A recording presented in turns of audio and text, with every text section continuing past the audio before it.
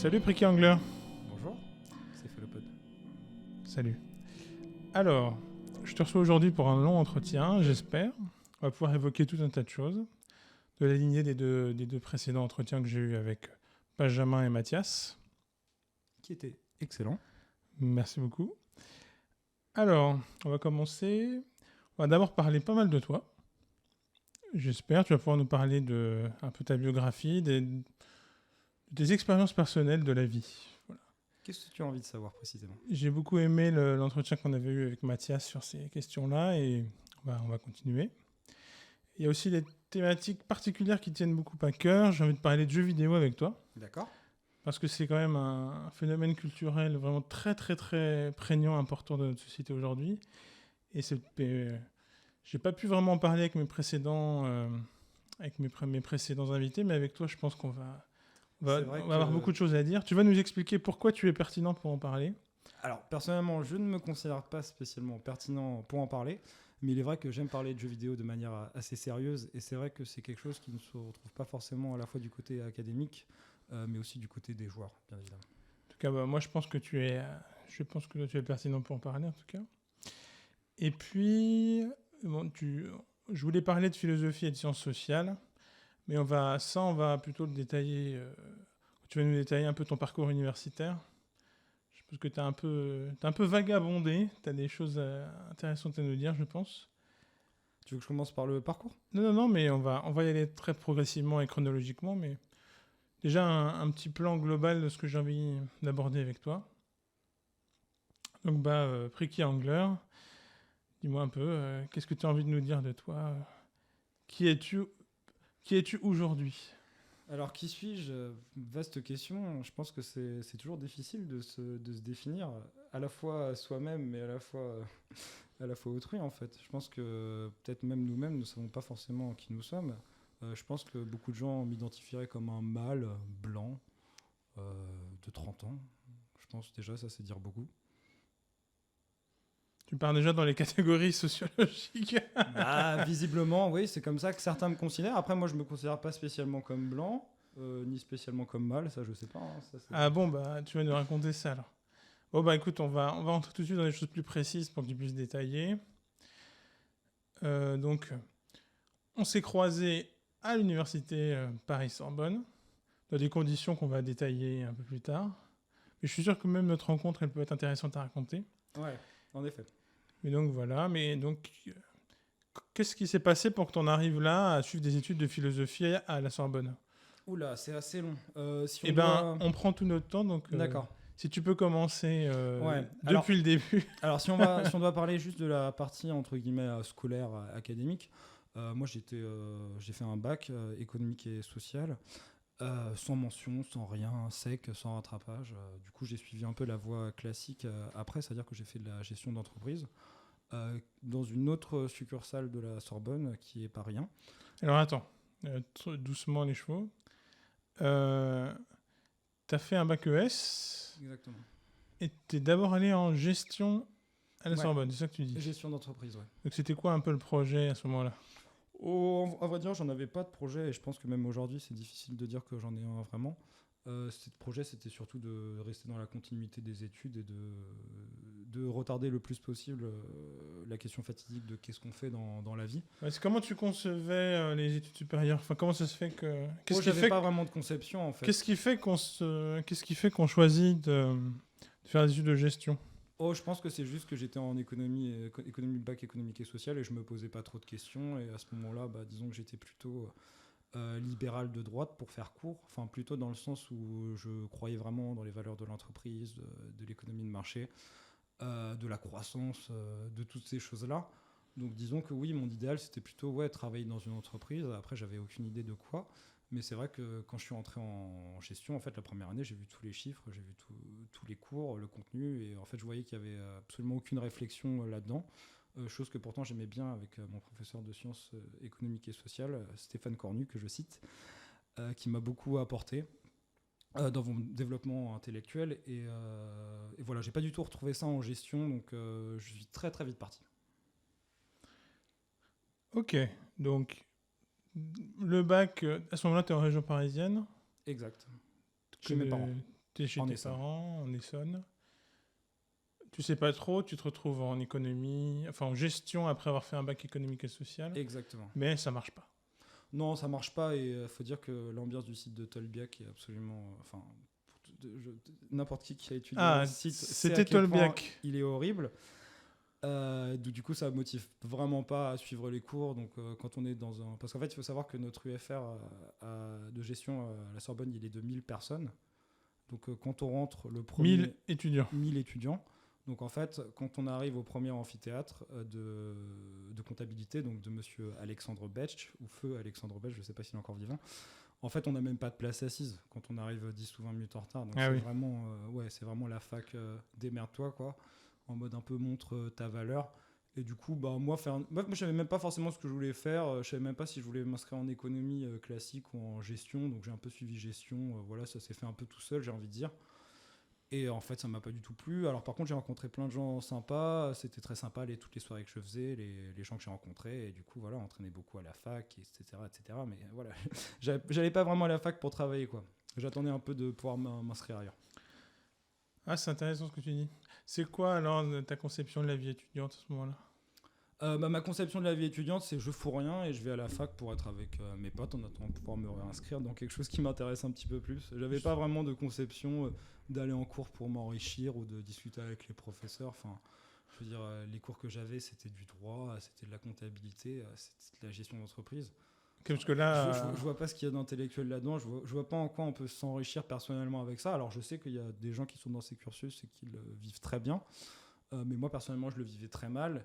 Et c'est vrai que quand il y a des taux bruts d'intérêt à calculer ou ou je sais même plus comment ça s'appelle là, avec Monsieur Emissi, je sais plus comment ça s'appelle sa matière qu'on avait le samedi matin, mais voilà, c'était absolument, enfin voilà, des plans de gestion, des choses comme ça. Enfin, je veux dire, mais bon, c'est pas une manière de faire monde, quoi, pour qu'on a revenir à ce cher Goodman. je pense qu'on a tous compris. Ça t'intéressait pas quoi. Non, ça m'intéressait pas du tout. C'était vraiment pas ton Non, du truc. Bon, c'était vraiment pas intéressant. Et donc Non, j'ai vu. Comment tu 3 ou vis ça 4 ou d'ailleurs? quelque C'est chose comme ça. un échec de parcours? T'avais Ah beaucoup non, de... ouais, c'était. Attends, Ouais. laisse-moi finir de poser ma question. Tu vis ça comme un espèce d'échec de parcours? Est-ce qu'il y avait beaucoup de pression parentale? Comment ça... Non, il n'y avait pas vraiment de pression parentale. Je sais pas si j'en ai déjà eu d'ailleurs de la pression parentale, mais disons que non, c'était vraiment en mode mouton. On suit le parcours qui a été tracé et voilà quoi. Bon. Donc, t'abandonnes vite? Ouais, j'abandonne vite, ouais. Tu finis la L1? Peut-être même pas? Oh non, même pas le premier semestre, rien validé. T'abandonnes vite et puis tu pars sur autre chose. Ouais, je pars sur autre chose, exactement. Je pars sur des études de sciences humaines. J'allais dire de sociologie, mais il s'avère que dans l'université dans laquelle j'étais, Qui est? Paris 5, d'ailleurs je dis Paris 5, mais on devrait dire Paris Descartes, parce que Paris 5 n'existe pas. Mais maintenant, c'est Université ça a de peut-être été Paris. fusionné, mais ça je t'avoue. Maintenant, je crois que sais pas c'est Université de Paris maintenant. Ouais. Université de Paris, bon, peu importe. Moi j'appelle ça Paris 5, peut-être d'autres personnes appelaient ça d'autres manières avant, donc c'est rue de l'école de médecine. Pour les sciences humaines en troisième année, c'est rue des Saints-Pères, et les 2 premières années, c'est à Boulogne. Ah oui, ouais, okay, je savais pas. Henri Piron, ouais, exactement. Pour la... Ouais, en fait, pas beaucoup de gens le savent parce que c'est un centre de psychologues, mais en fait, il y a une minorité de sociologues. Et ce qui est assez marrant, c'est qu'il y a une minorité que les sociologues eux-mêmes ne connaissent pas, qui sont les linguistes, en fait. Mais il y a 3 disciplines de sciences humaines dans ce site. Je crois que je connais... Oui, d'accord, je savais qu'il y avait de la linguistique. T'as été un petit peu... Mais, ok, donc, il y a... Donc, d'abord à Boulogne. Et donc, tu arrives en L1... À ce moment-là, à Boulogne, pour le début en sciences humaines. Ça s'appelle sciences humaines. En sciences humaines, après une année un peu de passage à vide où j'ai pas fait grand-chose, je savais pas vraiment ce que je voulais faire.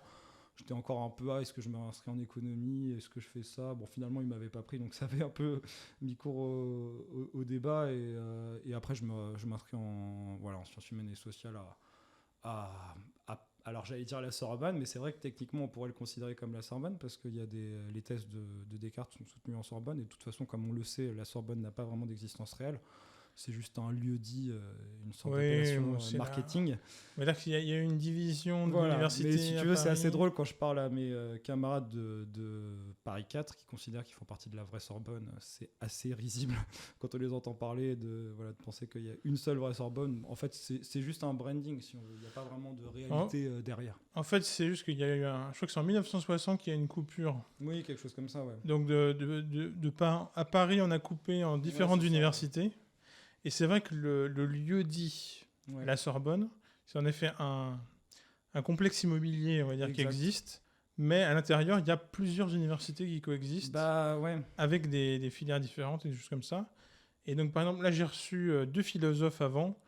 Et les études de philosophie de Paris 1 et de Paris 4 ont lieu dans le lieu de la Sorbonne. Mais donc, c'est pas le cas pour tout. Et donc, toi, tu as connu... Ouais. Donc toi, tu as connu le début de la licence en sciences humaines à Boulogne, dans un bâtiment sans doute neuf, beaucoup plus récent.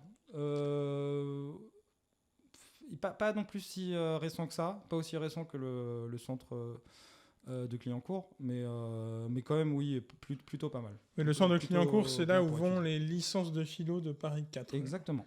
On va pas trop épiloguer là-dessus parce sinon on en a pour longtemps à détailler tous les locaux de toutes les universités. Oui, t'inquiète. Mais t'inquiète pas. Donc juste, gestion, ça marche pas. Sciences humaines à Boulogne, est-ce que tu peux nous raconter un peu ? Bah écoute, ça se passe vraiment très bien la première année. Vraiment, ça me fascine. Et en fait, il faut savoir qu'à ce moment-là, moi, j'avais beaucoup de doutes par rapport à moi-même.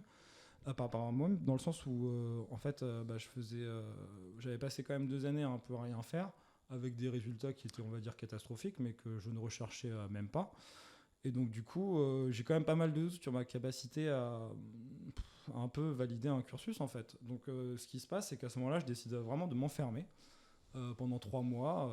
D'ailleurs, à ce moment-là, en fait, j'allais toujours à la bibliothèque. Je mettais même mes boules caisses, si tu veux. C'est-à-dire que j'habitais quand même assez loin de l'université, 1 heure en transport en commun. Mais finalement, c'était pas si loin en voiture. Donc, en fait, quand ma mère allait travailler, pas très loin, en fait, elle me déposait en voiture. Donc, en fait, ça me permettait de gagner du temps. Mais le truc, c'est que du coup, si j'avais pas cours, je restais à la bibliothèque. Et c'est vrai que maintenant, quand je dis ça, ça me fait un peu bizarre parce que c'est plus du tout dans mes habitudes. Mais effectivement, je restais dans la bibliothèque, à la bibliothèque du matin au soir. Et donc j'ai travaillé. J'ai même un peu mis les relations sociales de côté. Et finalement, je suis arrivé et ça m'a un peu étonné, mais j'étais 2e de la promotion en fait au premier semestre de la licence. Alors j'étais 2e, mais ça jouait pas à grand chose près. Hein. Je devais avoir quelques centièmes de points devant ceux qui étaient derrière, et le premier était quelque chose comme 2 points au-dessus de moi. Je devais avoir 15,65, quelque chose comme ça. Hein. Donc c'est même pas mention bien. Mais disons que ça m'a mis beaucoup de... Enfin, en fait, ça m'a fait beaucoup regagner confiance sur ma capacité à mener des études. Et le reste de la licence, c'est globalement très bien passé. Il y a eu quelques à-coups, mais globalement, je considère vraiment que cette licence de sciences humaines... Alors, c'est vrai qu'on a tendance à dire sociologie, mais il faut savoir que l'intitulé précis de cette licence, c'est sciences humaines et sociales, même si on disait tous sociaux entre nous.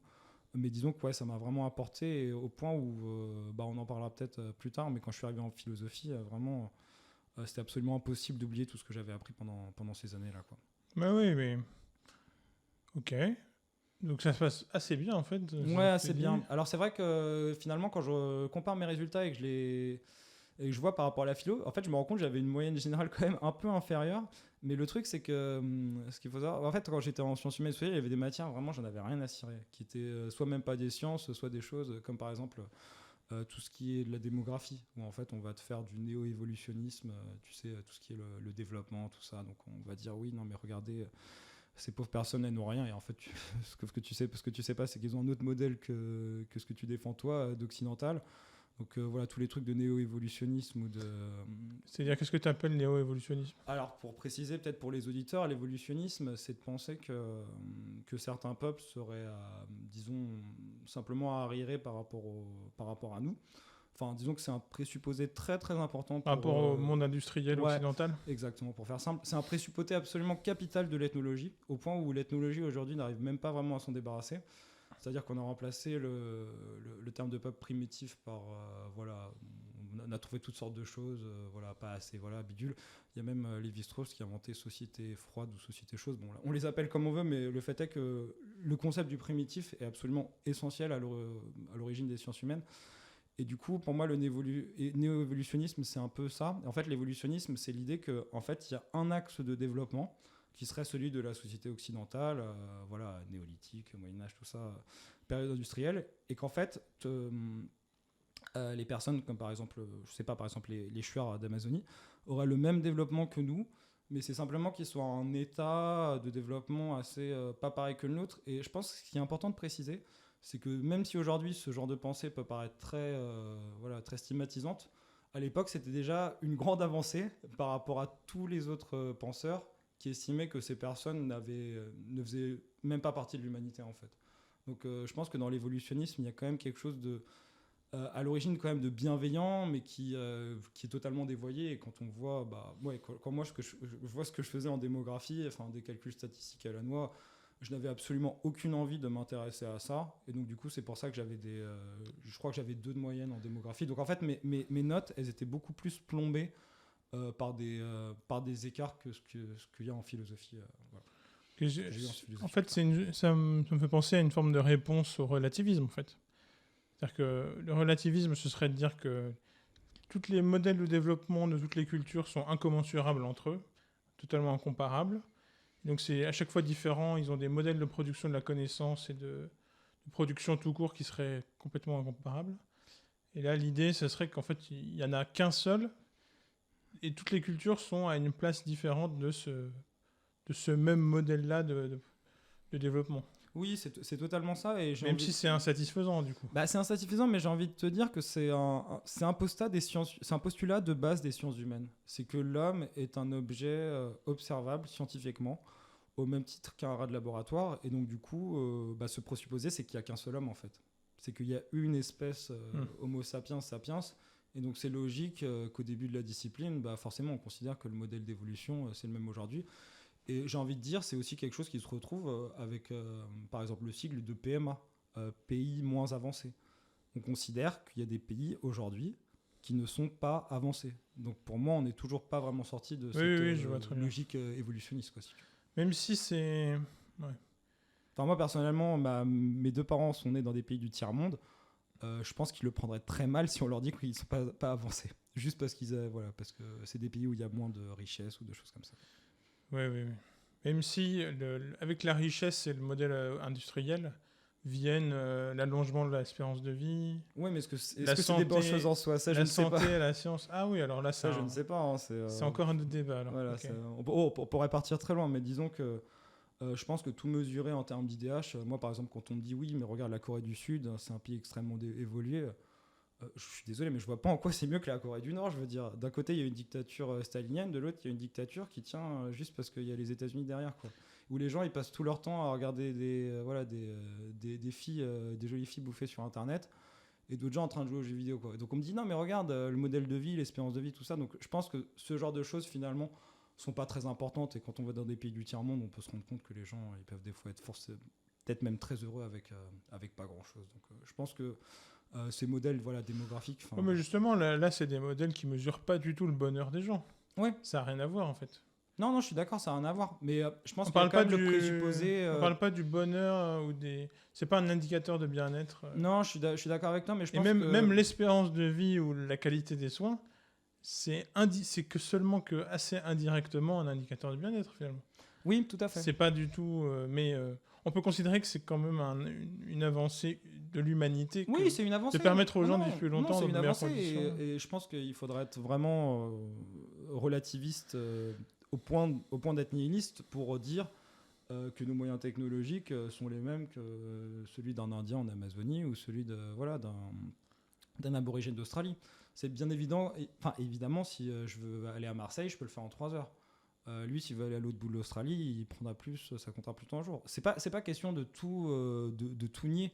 C'est juste le fait qu'aujourd'hui, on a le présupposé que forcément une meilleure espérance de vie ou une meilleure éducation va mener une certaine forme de bonheur ou de développement. Enfin, en tout cas, c'est clairement sous-entendu, en fait. Moi, c'est comme ça que je le comprends. Oui, parce que je pense que c'est du point de vue de l'émancipation des individus. Oui. On les rend plus forts, plus capables Ouais, c'est ça. d'avoir un Mais poids sur je leur destin. Je pense qu'il y a des gens, enfin tu vois, il y a des villageois dans leur, enfin je sais pas s'ils ont, ils sont dans leur truc. Si tu les fais pas chier, tu reviens 2000 ans après, ils sont toujours comme ça. Je veux dire les Japonais. Ouais, mais en fait, justement, c'est pas sûr. Si les Anglo-Saxons n'étaient pas allés dans les années 1860 ouvrir le pays à coups de canon, ils seraient peut-être encore comme au Moyen Âge. Ça, on ne sait pas en fait. Il me semble C'est que... des questions très compliquées, hein, et voilà, il y a plein d'études là-dessus. Par exemple, Lévi-Strauss parle beaucoup de ça dans comment les peuples influencent les apports technologiques, etc., etc., etc. Il faut pas penser qu'il y a qu'un seul modèle, mais voilà, je pense qu'il y a des gens, enfin vraiment, si tu vas pas les déranger, si tu leur dis pas, ah mais regarde, voilà, regarde, il y a la télé, il y a les voitures, il y a tout ça, je pense qu'ils vivent très bien. Ce qui n'empêche pas des profondes transformations internes régulières. Je pense qu'en fait, c'est pas du tout arrêté comme on pourrait le penser. Peut-être qu'ils ne tentent pas vers la société industrielle à l'occidental, mais je pense qu'il y a forcément des sauts générationnels. Ça m'étonnerait beaucoup qu'il n'y ait pas des insatisfactions individuelles qui deviennent collectives et qui créent des transformations dans le groupe. Possible, mais souvent aujourd'hui, quand on dit moderniser, en fait, c'est juste un synonyme pour s'occidentaliser, en fait. Et c'est juste, voilà, tomber dans la sorte d'anomie qu'on a aujourd'hui en Occident, où en fait, on sait plus rien, quoi. Je veux dire, on a plus vraiment de valeur ou de ce genre de choses. Alors, je sais que ça va faire un peu le truisme, voilà, du philosophe ou du étudiant en philosophie qui dit ah c'était mieux avant, c'était mieux avant, c'était mieux avant. Non, c'est pas du tout ce que je dis. Avant, il y avait un cadre. C'était pas forcément positif. Tes parents faisaient quelque chose, toi tu faisais la même chose. Tu répétais ce qui était fait. Mais au moins tu savais comment te repérer. Là, on parle de peuples traditionnels, voilà, que j'ai étudié en ethno, de par les livres. Je ne suis pas les visiter, mais disons que personnellement, moi, ça m'a sensibilisé. Où en fait, ils viennent, il y a des missionnaires chrétiens qui arrivent, ces types sont christianisés. On va 70 ans après, bah ouais, leur culture, c'est un mélange de christianisme. Voilà, ils portent des Nike, des choses comme ça.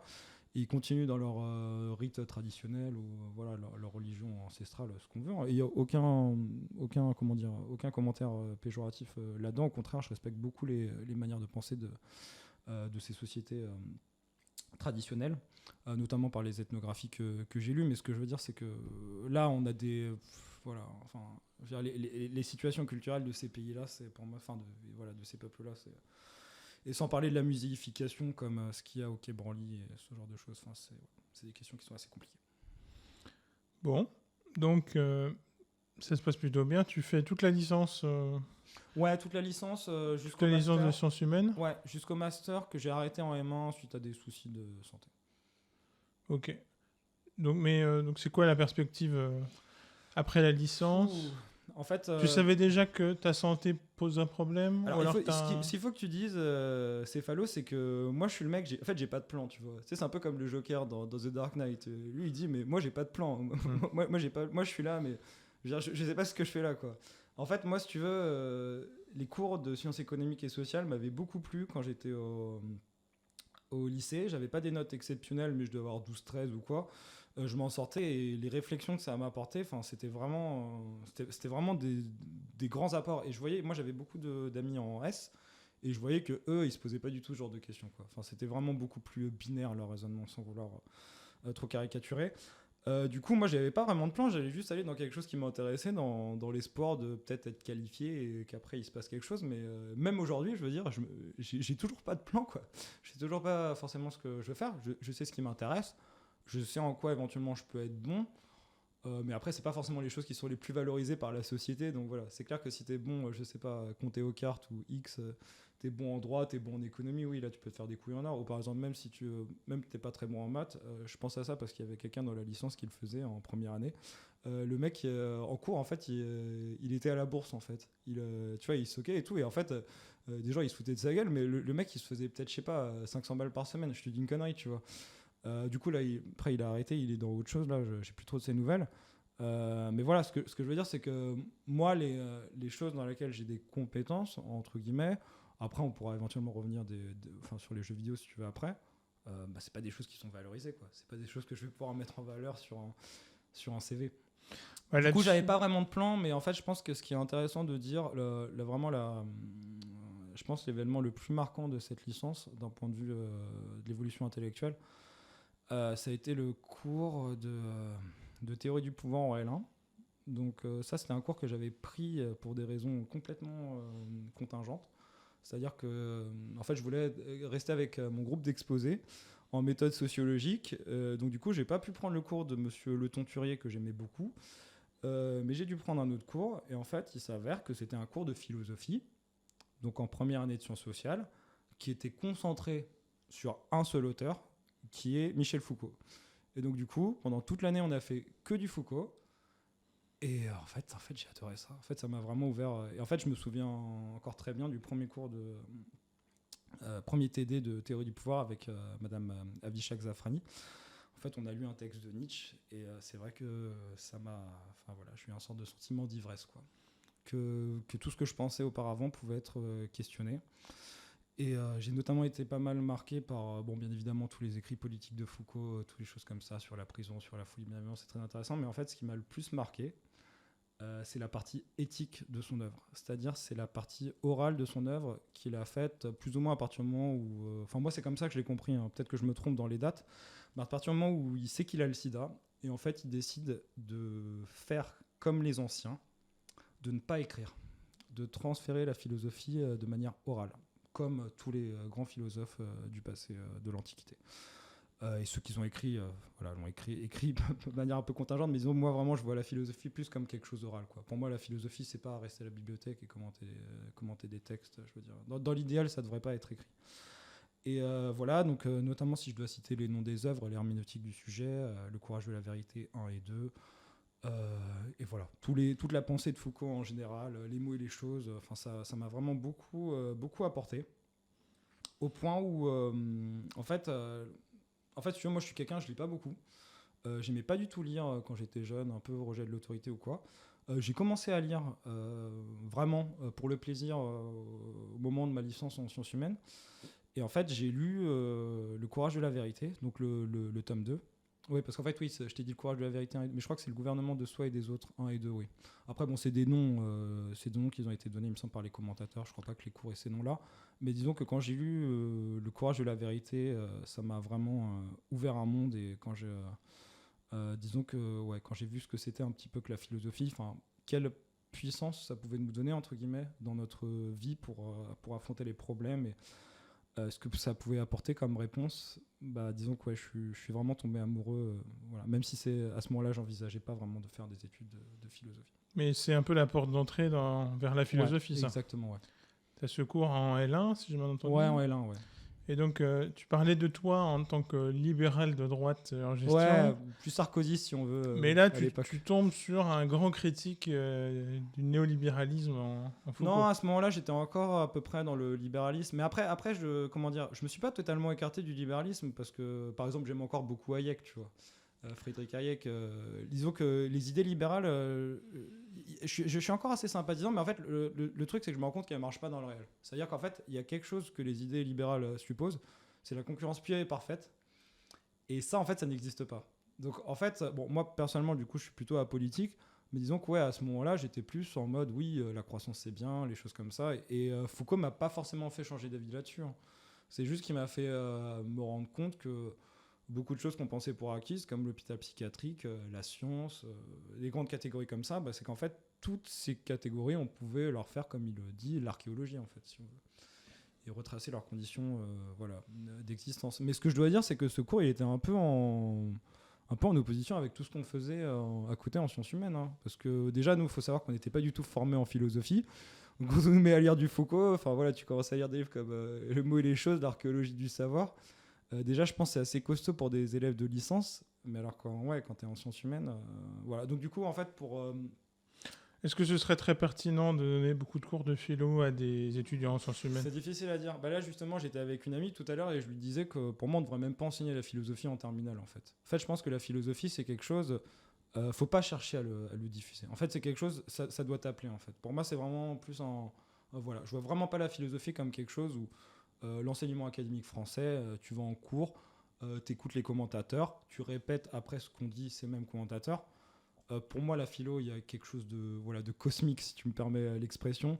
C'est que moi, vraiment, ça m'a touché et ça m'a vraiment mis dans un état d'ivresse, d'excitation intellectuelle.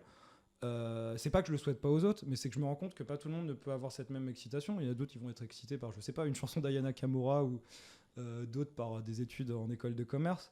Moi, en tout cas, ça m'a vraiment parlé. Et voilà, mais disons que je pense pas que c'est quelque chose dont...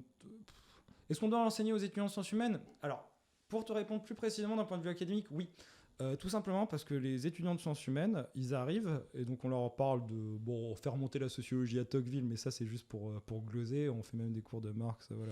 Bah même Sociologue, Montesquieu, oui, Montesquieu. pour voilà. Raymond Aron, Bon, après, comme tu sais, Raymond dans les Aron, étapes de la pensée il sociologique. aimait beaucoup fumer, quoi, et il n'était pas forcément très rigoureux dans ses travaux. Enfin, pour moi, comment je comprends Raymond Aron, c'est juste un commentateur qui n'a absolument rien inventé, qui a un petit peu synthétisé ces systèmes et qui n'a pas forcément apporté grand-chose. Mais oui, effectivement, on fait remonter ça un peu loin. Mais toujours est-il que la sociologie commence avec Sieyès. Enfin, disons que c'est le père du néologisme de sociologie, mais ça on ne le savait pas à l'époque, on l'a retrouvé dans un manuscrit, il y a eu un article là-dessus il y a une vingtaine d'années, quelque chose comme ça. Beaucoup disent que c'est Auguste Comte, mais ils se trompent, et d'ailleurs j'avais corrigé Serge Audier là-dessus en première année quand tu nous as dit ça. Ouais. Mais c'est vrai que ce qu'appelle sociologie Auguste Comte, c'est pas le sens actuel. Ouais, c'est pas le science actuel. Mais j'ai un peu lu Auguste Comte et je trouve ça fascinant.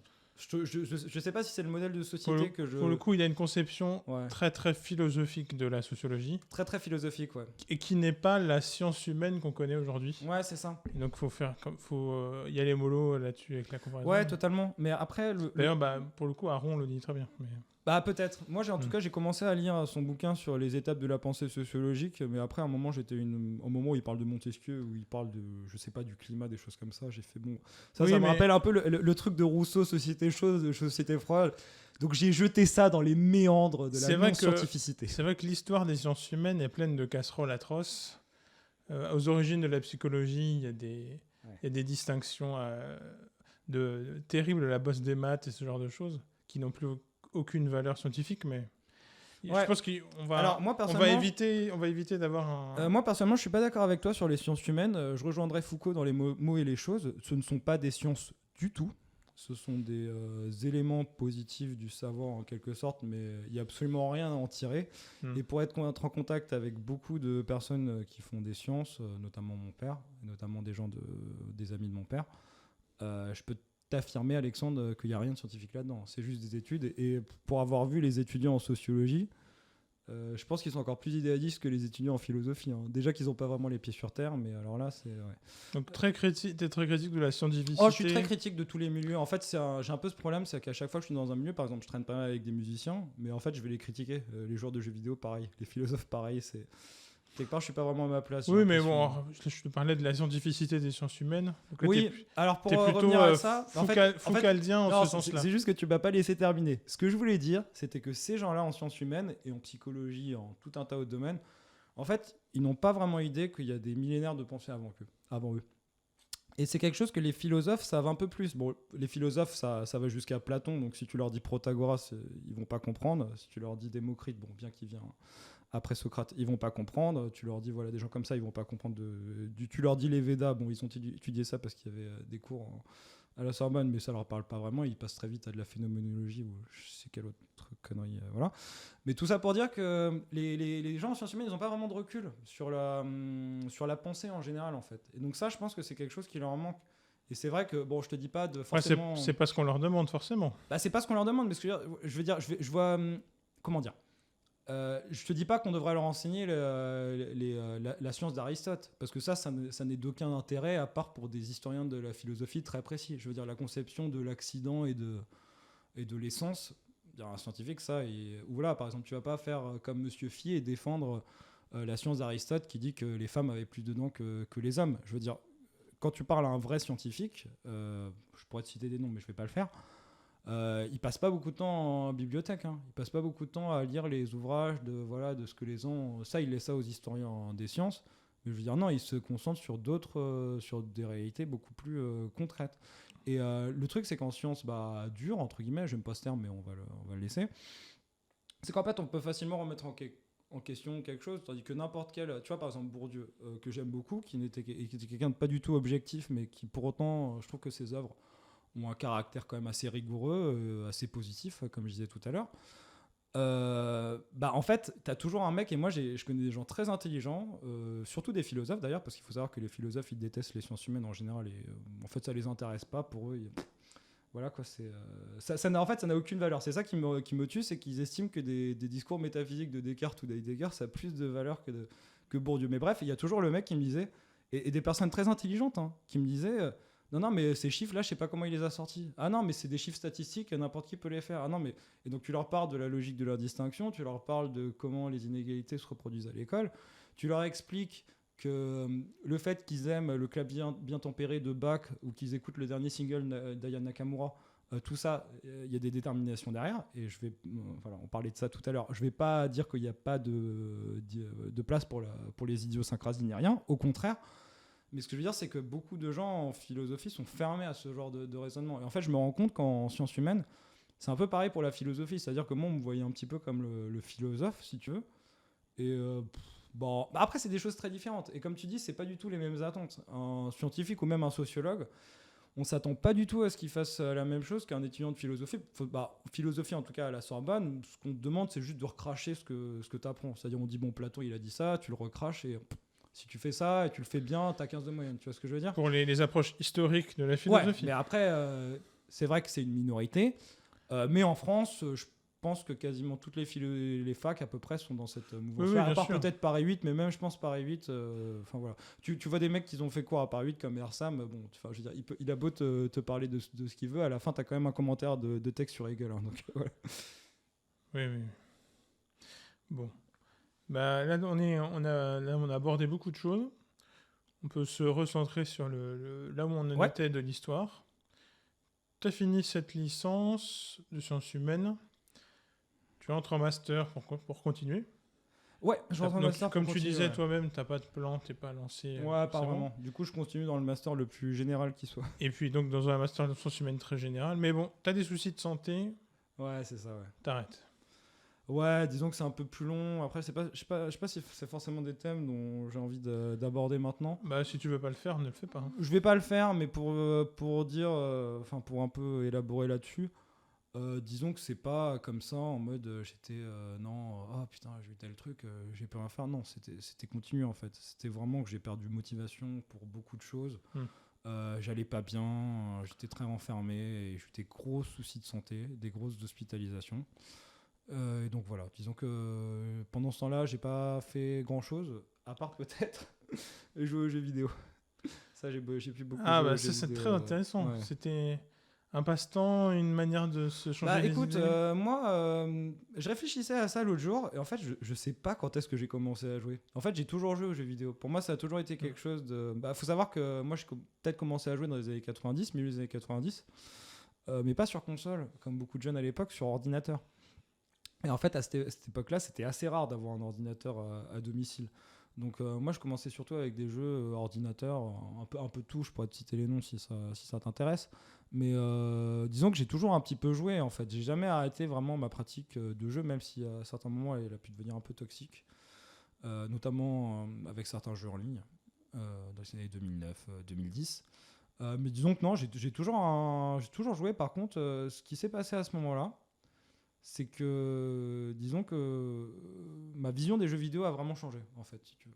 Ma vision vraiment esthétique, artistique des jeux vidéo a vraiment évolué, en fait. Ok. Donc bon, tu as cette période très compliquée au niveau de ta santé. Tu as les jeux vidéo.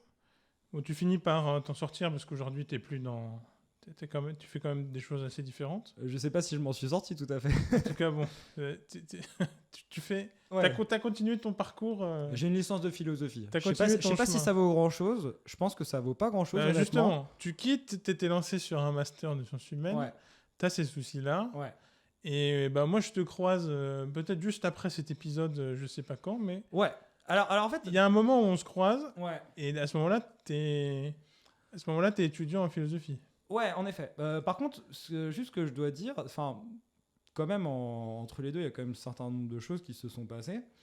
C'est que moi, quand j'ai commencé à étudier la philosophie, donc en 2011, de mon côté, hein, donc j'avais pas de cours, Disons que je le faisais sur mon temps libre en fait. Disons que c'est des choses, voilà, par exemple les œuvres de Nietzsche, celles que j'ai lues, je les ai lues pendant ce temps-là en fait. Donc disons, mon temps principal, avant je le passais à lire des ouvrages de sciences humaines, type Elias ou Weber ou des choses comme ça. Là, le temps que j'avais pour la lecture, je le réservais à la philosophie en fait. Donc je me suis fait un peu, voilà. Et aussi j'avais un maître en fait qui m'a un peu guidé sur la manière de réfléchir, sur ce qui était bien, pas bien, tout ça. Donc je lui ai un peu eu un cadre. Mais disons, ce que je veux dire, c'est que je l'ai fait un peu tout seul. Mais j'ai pas envisagé des études de philosophie. En fait, pour être tout à fait honnête, j'ai demandé à Monsieur Zarka, donc Yves-Charles Zarka. Ah oui, qui Ouais. est un peu une référence dans la philosophie française.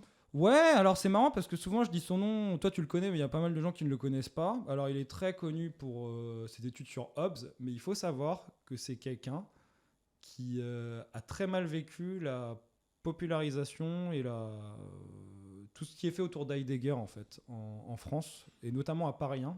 Et du coup, Ah oui. il s'est frité avec les gens de l'université avec ça parce qu'en fait, il y a eu un podcast l'autre jour sur Heidegger, mais pour les gens qui ne savent pas, Heidegger s'est revendiqué du national-socialisme. Et du coup, quand on est dans une institution comme la Sorbonne, avoir un auteur qui est quand même l'auteur numéro 1 au programme, qui s'est revendiqué de cette époque-là, enfin de cette idéologie-là, c'est quand même assez problématique. Et dans le cas Ça l'était pour lui. Ça l'était pour lui. Parce qu'on a connu des professeurs que ça gênait... les collabos de la Sorbonne, ça les gêne pas vraiment. Que ça gênait moins. Voilà, oui, il y a des gens que ça gêne beaucoup. Donc, je ne vais pas citer les noms, mais disons que si on voit une histoire de la philosophie à la Sorbonne d'aujourd'hui, ça va être difficile de ne pas trouver d'Heideggerien. Mais disons que lui, alors il me semble en plus qu'il a des origines juives, mais en tout cas, oui, voilà, et en fait, c'était à peu près la même période où sont sortis les Cahiers Noirs. Oui. Et avant 2013 ça, il y avait... ou 2014, je crois. Et du coup, avant ça, il y avait encore... l'argument du Heidegger, non, c'était pas un vrai nazi, il était un petit peu défendable encore. Aujourd'hui, il est plus vraiment défendable. Et donc, du coup, je pense qu'à l'époque, ça, vu l'influence d'Heidegger sur la philosophie, voilà, sur quasiment toute la philosophie française, hein, comme l'a dit Mathias l'autre jour, en fait, c'est un peu difficile. Je pense que lui, voilà, il a un peu mal vécu. Et en fait, je pense que les gens en face ont un peu défendu ça. Et en fait, lui, visiblement, il s'est frité. Donc, c'est un peu intéressant de savoir comment il est arrivé là. Mais il est arrivé dans une université où, en fait, il n'y a pas vraiment de philosophe. Hein. Enfin, je veux dire, Paris 5, c'est pas une université de philosophes, c'est une université de sciences. Et donc, on a des sciences sociales. Mais je veux dire, on n'a pas d'UFR de philosophie, en fait. Lui, il était rattaché à notre UFR, à nous, un peu de sciences humaines. Mais je sais plus ce qu'on disait sur Zarka, on s'est un peu... Oui, justement, tu le présentais comme une forme de père spirituel philosophique. Non, pas du tout. Alors, je vais t'arrêter très vite. C'était pas du tout un père spirituel. Enfin, loin de là. Pardon pour l'expression. Sa personne peut être même assez répugnante au niveau de certains trucs.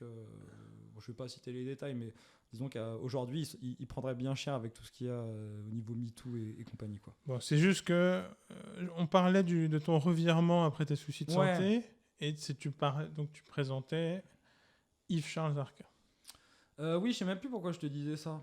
Mais en fait, on avait ce cours-là de Zarka, et moi, ça m'avait pas mal influencé. La pensée de Foucault, vraiment les idées, et tout ce qui est autour, hein, toutes les références qu'il a, tous les trucs que ça m'a fait explorer. Mais en fait, j'envisageais pas de faire des études de philosophie. Et donc oui, je me rappelle de ce que j'allais dire, c'est qu'en fait, en 3e année, j'ai réfléchi à rentrer dans un master de philosophie, en fait. Mais Zarka, si tu veux, il me l'a tout de suite déconseillé. Et aujourd'hui, je comprends pourquoi. C'est qu'en fait, j'avais pas du tout les méthodes. J'avais pas du tout idée de ce que c'était la philosophie en France, en fait. J'avais pas du tout idée de ce que c'était l'académisme, de ce que c'était la référence à Platon, de ce que c'était la référence à Aristote, que c'était les références à saint Thomas d'Aquin, du fait qu'il y avait des auteurs auxquels on pouvait pas toucher, en fait.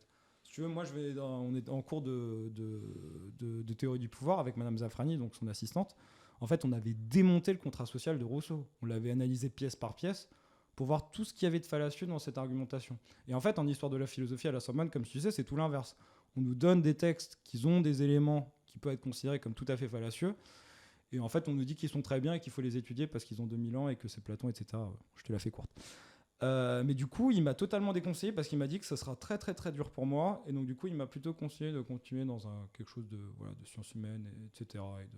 Voilà. Sachant que j'avais des bonnes notes en philo, mais ce que je veux dire, c'est que c'est une chose d'avoir des bonnes notes en philo dans un cursus où c'est une option, et dans un UFR de philosophie où les profs ils n'ont jamais fait autre chose que de la philosophie. Parce que Yves-Charles Zarka, même s'il est spécialisé sur Hobbes, sur pas mal d'auteurs. Hans Jonas, il connaît très bien.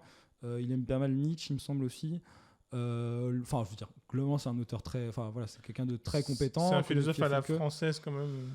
À la française, La ouais, mais classique quand même. à la française.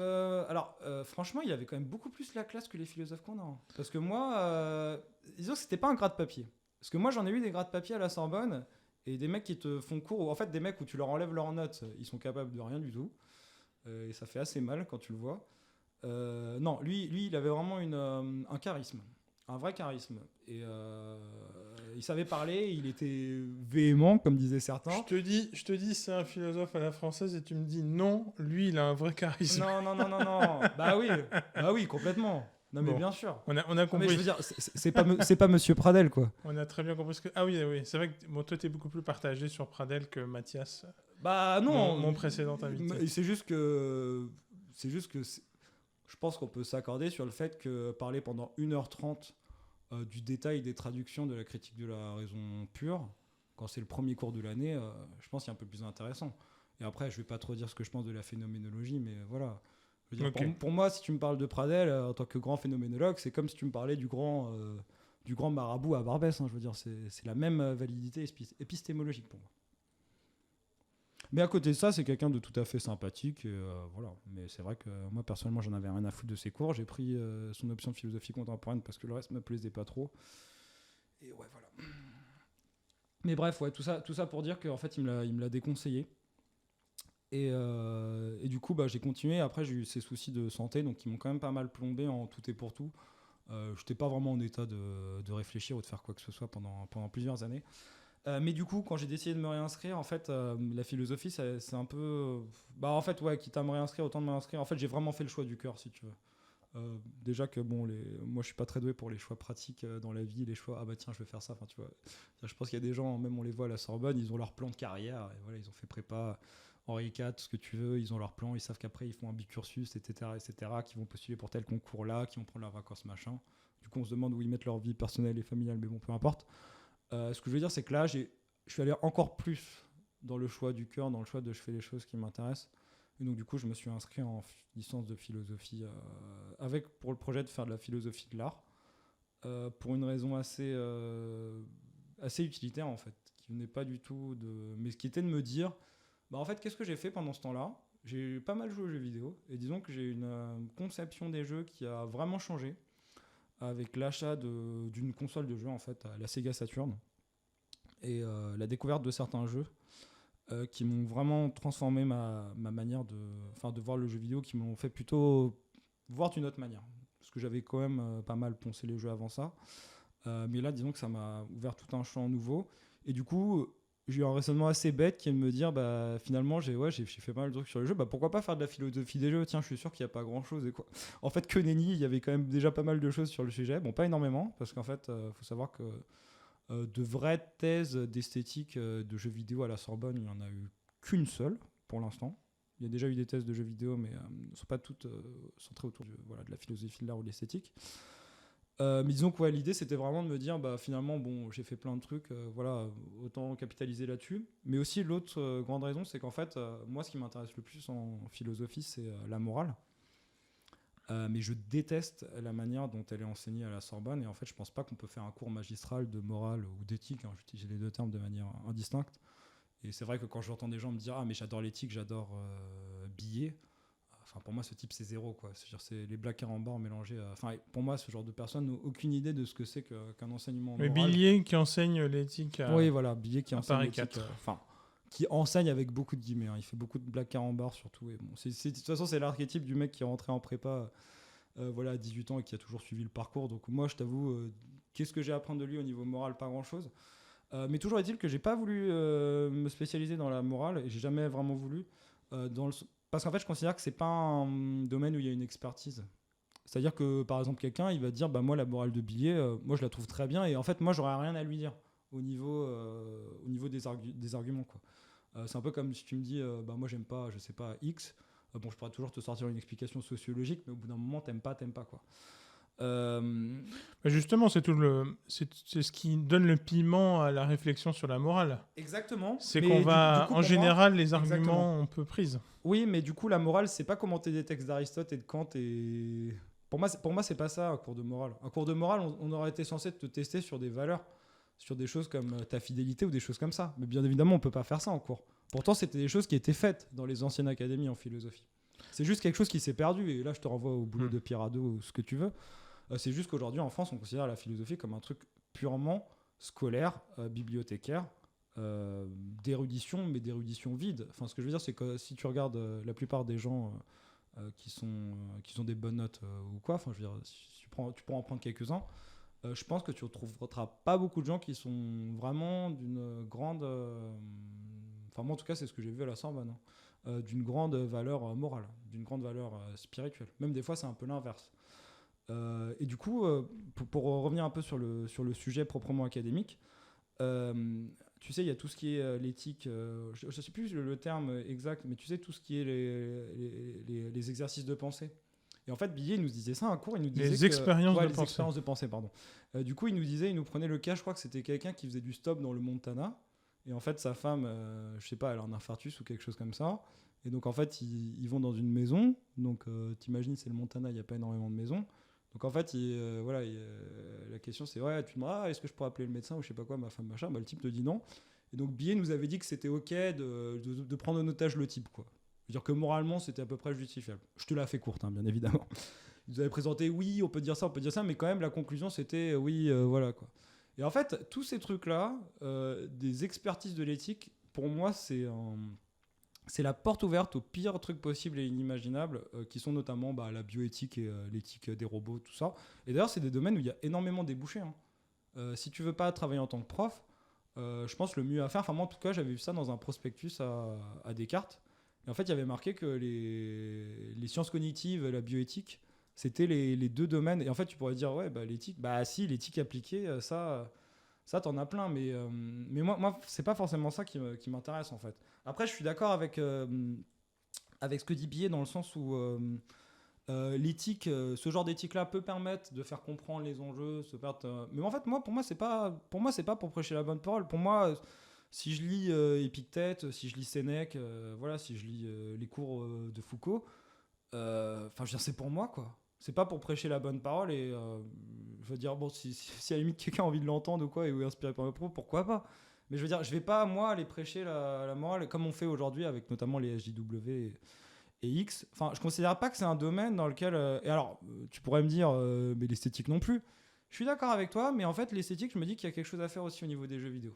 Parce qu'en fait, au début, ce qui était complètement utilitaire, c'est devenu quand même un choix du cœur. Parce qu'en fait, j'ai lu La naissance de la tragédie de Nietzsche. Et en fait, c'est un ouvrage qui a complètement bouleversé toute la vision que j'avais de l'art. Déjà, radicalement. De ce que tu disais, il y a aussi des approches morales du jeu vidéo. Hein. Ouais, il y a aussi des approches morales. Il n'y a pas que des approches esthétiques. Mais après, voilà, dire oui, non, mais Call of Duty, c'est des méchants et on te fait tirer sur des Arabes et des Russes, les gentils américains, c'est mal. Oui, ça, je le sais. Je veux dire. Moi, quand je jouais à Call of Duty, je prenais toujours plaisir à prendre les Arabes et voilà, jouer aux Américains. Sur les anciens, tu pouvais même prendre les nazis, mais bon, c'est une autre question. Mais voilà, je veux dire, moi, ça, ok, mais. Tu vois, moi par exemple, moi à la limite, je m'en fous s'il y a un jeu vidéo qui a pas de morale. Je veux dire, tu prends Space War, développé en 1961 par le MIT, c'est quoi la morale? Zéro. La morale, c'est juste on fait de la science informatique, on développe des trucs, on teste des choses. Ah bah tiens, là il y a un jeu vidéo qui sort qui s'appelle Space War. Je veux dire, pour moi, la valeur artistique d'un jeu vidéo n'est pas connectée à la morale et même d'une œuvre d'art en général, quoi. Ce sont des choses différentes. Et voilà, donc je pense, si on devrait reprendre le langage de Billier et des commentateurs, je suis plus dans ce qu'on pourrait appeler l'éthique des vertus, entre guillemets, même si j'aime pas ce terme, parce que ça fait un peu développement personnel et tout ça. Mais effectivement, moi, ce que j'aime beaucoup, c'est que quand tu lis les anciens, donc quand je dis anciens, bien évidemment, c'est avant la philosophie chrétienne, en fait, ils ont des réponses à des questions que moi je me posais, quoi. Et c'est des réponses qui me paraissent tout à fait viables, quoi. Quand on lit Le Courage de la vérité et que Foucault il nous parle de Diogène, du mode de vie cynique, de changer la valeur de la monnaie et des choses comme ça. Enfin, moi, c'est des choses qui me parlent, quoi. Je sais que ça va peut-être pas parler à d'autres ou quoi. Mais bref, tout ça pour dire que ça, je l'ai laissé de côté et ça, je le garde pour moi, hein, si tu veux, à mes heures perdues.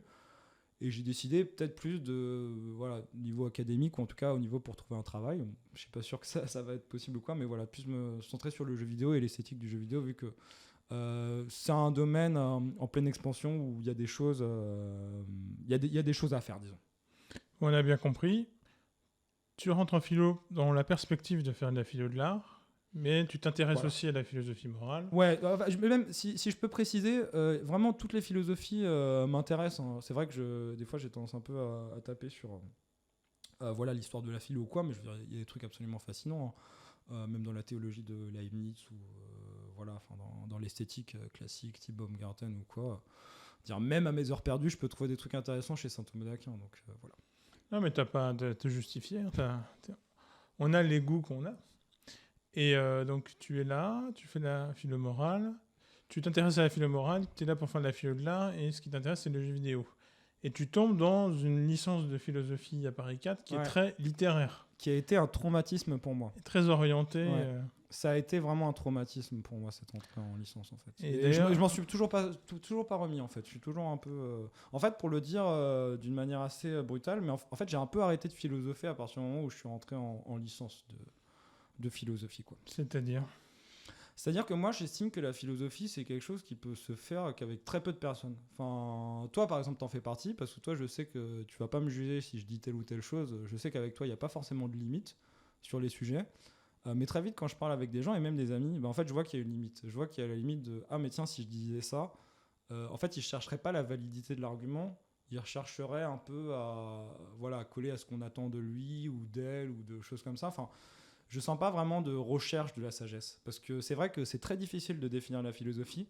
Mais pour moi, je pense que si on ne recherche pas la sagesse, on ne peut pas se dire philosophe. Et c'est pour ça que, par exemple, un mec comme Descartes ou saint Thomas d'Aquin, je les considère absolument pas comme des philosophes. Parce que j'estime pas qu'il y a une recherche de la sagesse dans leur attitude. Par exemple, saint Thomas d'Aquin qui prend les écrits des païens pour te démontrer que Dieu existe. Déjà, rien que ça prête au rire. Pour moi, c'est pas de la philosophie. Il fait juste que plaquer des arguments d'autorité et de dire que Dieu a toujours existé et qu'on est un méchant impie. Je caricature, mais c'est à peu près ça si on lit les écrits de saint Thomas d'Aquin. Qu'est-ce que tu appelles sagesse ? Difficile. Et comment toi difficile à définir. Et comment toi tu conçois donc ta pratique de la philosophie ? Tu sais, je vais un peu sortir une réponse un peu. Tu vas un peu trouver que c'est pour m'échapper de cette question, mais le souci c'est qu'en fait chaque mot, il faut toujours une infinité de mots pour le définir. C'est-à-dire que le langage c'est quelque chose d'autoréférentiel. Donc à partir du moment où tu es obligé de définir certaines choses par rapport à telle autre. Je pense dans la sagesse, il y a vraiment beaucoup de choses. Je t'avoue, j'ai pas regardé spécialement l'étymologie, mais pour moi, c'est vraiment la connaissance, mais c'est aussi quelque chose de pratique et c'est aussi quelque chose de moral. C'est-à-dire que je conçois pas la sagesse comme avoir 18 sur 20 à des commentaires sur compte, quoi, si tu me permets l'expression. Pour moi, la sagesse, c'est vraiment une sorte de recherche, peut-être à la limite de la. C'est une très bonne question. Faudra que j'y réfléchisse. Parce que pratiquement personne dirait que la sagesse c'est avoir des bonnes notes. Non, bien sûr que non, mais disons que on est quand même dans un enseignement de philosophie. Donc philosophie, ça veut dire aimer la sagesse. Et du coup, ceux qui étaient sages avant, on leur crache dessus, les sophistes. Et du coup, il y a toujours ces questions. Finalement, qu'est-ce que tu étudies, quoi ? Tu sais, c'est un peu comme, tu sais, mon meilleur ami d'enfance, il faisait de la biologie. Il m'a dit. On définit la biologie, en biologie, on définit la vie parce qu'il se reproduit en fait. Mais en fait, tu prendras une autre définition de la vie, ça changerait complètement toute l'histoire de la biologie. Ouais, tu vois. mais bon, on a beaucoup de mal à définir quelque chose aussi compliqué. Mais du coup, pour moi, l'art aussi, c'est un objet tellement compliqué qu'on a du mal à avoir totalement. Des définitions probantes. Je pense qu'il n'y aura jamais de définition satisfaisante et de toute façon, moi personnellement, elle ne m'intéresse pas. Souvent, on me demande, on me dit, j'ai déjà eu cette réflexion qui m'a été faite par des gens. Ah, mais toi, tu es en philosophie l'art, du coup, tu peux nous dire qu'est-ce que c'est qu'une œuvre d'art et tout. Je lui dis, j'ai sorti pour troller, tu peux mettre une pissotière dans un musée et c'est de l'art, tu vois. Donc voilà, il a déjà été fait, hein. Ça a déjà été fait aussi, carrément les excréments, les peace painting de Warhol, de tout ça. Donc j'ai envie de dire, si tu vas dans une exposition et que tu fais pipi par terre, il y a des gens qui pourront dire que c'est de l'art. Tout ça pour dire qu'il n'y a pas de définition satisfaisante. Il y en a jamais, c'est peut-être un peu une quête éternelle. Mais disons que je pense que ce que je disais à une amie tout à l'heure, c'est que je pense que beaucoup de gens ils rentrent en philosophie, outre le côté je sais pas quoi faire, je suis bon au lycée, machin, à grec, tout ça. Il y a le côté trouver des réponses, mais pas tellement se poser des questions en fait. C'est-à-dire que moi, c'est un peu bizarre, mais il y a des gens qui me disent depuis tout petit que je suis prédisposé à ça. Enfin, pas prédisposé à ça, mais que je me pose toujours de questions, de machin ou de bidule. Je vais te prendre un exemple qui est assez intéressant, tu vois. Je vais avoir 3 ou 4 ans, quelque chose comme ça, c'était en voiture. Je sais plus, je crois que mon père ou ma mère ou quelque chose me dit, ah mais ma maman, tu sais, c'est la meilleure maman au monde, quoi, tu vois. Et ma soeur, voilà, pareil, ah maman, c'est la meilleure maman au monde, tu vois. Et moi, je devais avoir 3 4 ans et je dis, mais qu'est-ce qui peut vous faire dire que c'est la meilleure maman au monde? Je veux dire, des mamans au monde, il y en a peut-être des milliards. Qu'est-ce qui vous permet plus si on n'est pas spéciste? Il y en a des milliards, de milliards, de milliards, de milliards, de milliards. Qu'est-ce qui nous fait dire que. Et du coup, en fait, mon père n'avait pas forcément la réponse, quoi. Et aujourd'hui, j'ai bien changé. Je dis que ma mère, c'est la meilleure du monde, même si je n'en ai strictement aucune idée. Ça, c'est parce que j'aime ma mère. Mais ce que je veux dire, c'est qu'à 3 ou 4 ans, premier truc c'est poser ça en question. Mais pour autant, la philosophie au lycée, ça m'a toujours. Et en fait, je comprends pourquoi. Parce que quand je suis revenu à la philosophie à la fac, ouais, en fait, je comprends que ça me saoulait pas. C'est. Comme dit un ami de l'université que tu connais en commun, mais je ne citerai pas son nom, en fait, la philosophie, c'est beaucoup de gens qui se la pètent et qui sont là à dire oh putain, j'ai lu 3 lignes en grec ancien. Enfin, vraiment, il y a beaucoup de ça. Et je pense que les gens qui nous écoutent, qui ne sont pas en cursus de philosophie, seraient très déçus en rencontrant des philosophes, entre guillemets, parce qu'en fait, c'est pas du tout ce qu'on croit. Et moi, je me rends compte que j'avais une vision très idéalisée de la philosophie, qui était influencée par Diogène, Foucault, tout ça, et aussi mon maître, qui m'a quand même beaucoup appris. Vraiment, c'est. Et en plus, il m'avait prévenu, hein, il m'avait dit, tu sais. Tu parles bien de Zarka. Hein. Non, quand je parle de mon maître, je parle de mon maître. De mon vrai maître. Alors, dis-moi, Parce que, en fait, moi, je conçois la philosophie comme les anciens, c'est-à-dire comme un rapport de maître à disciple, en fait. Oui, d'accord, mais qui est ce maître, donc? Justement, j'ai pas envie d'en parler. J'ai pas envie de citer son nom, je veux dire. Ah, d'accord. Voilà. Okay. Monsieur X, on va l'appeler Monsieur X, ce sera plus simple. Donc tu vois, Monsieur X, il m'avait tout de suite expliqué qu'en fait, il y avait plus ou moins 2 courants dans la philosophie. Il y avait un petit peu le courant majoritaire, donc du coup que je connaissais pas vraiment à cette époque-là. Et il y avait un petit peu, pour le dire comme ça, le côté obscur de la force, tu vois. Notamment Nietzsche, Démocrite, Hume, les gens comme ça en fait. Et du coup, tout le côté... C'est quoi les 2 courants dont tu parles ? C'est difficile à dire. C'est une schématisation qu'il m'avait faite. Un courant majoritaire et un courant minoritaire dans lequel il y aurait Nietzsche et Démocrite. Ouais, mais je pense qu'on peut, avec des gros guillemets, mettre les idéalistes d'un côté et les matérialistes de l'autre, quoi. Ah d'accord, idéaliste, matérialiste. Pour faire très simple. Mais disons que 90% des gens en philosophie, c'est des idéalistes qui pensent que les choses existent même avant que la matière n'existe. Il y a quelques matérialistes, mais pour te dire, j'ai des amis marxistes qui lisent Hegel, donc c'est dire là où voilà. Oui, mais ils sont les deux sont liés. Ils sont sans doute quand même matérialistes. Difficile à dire.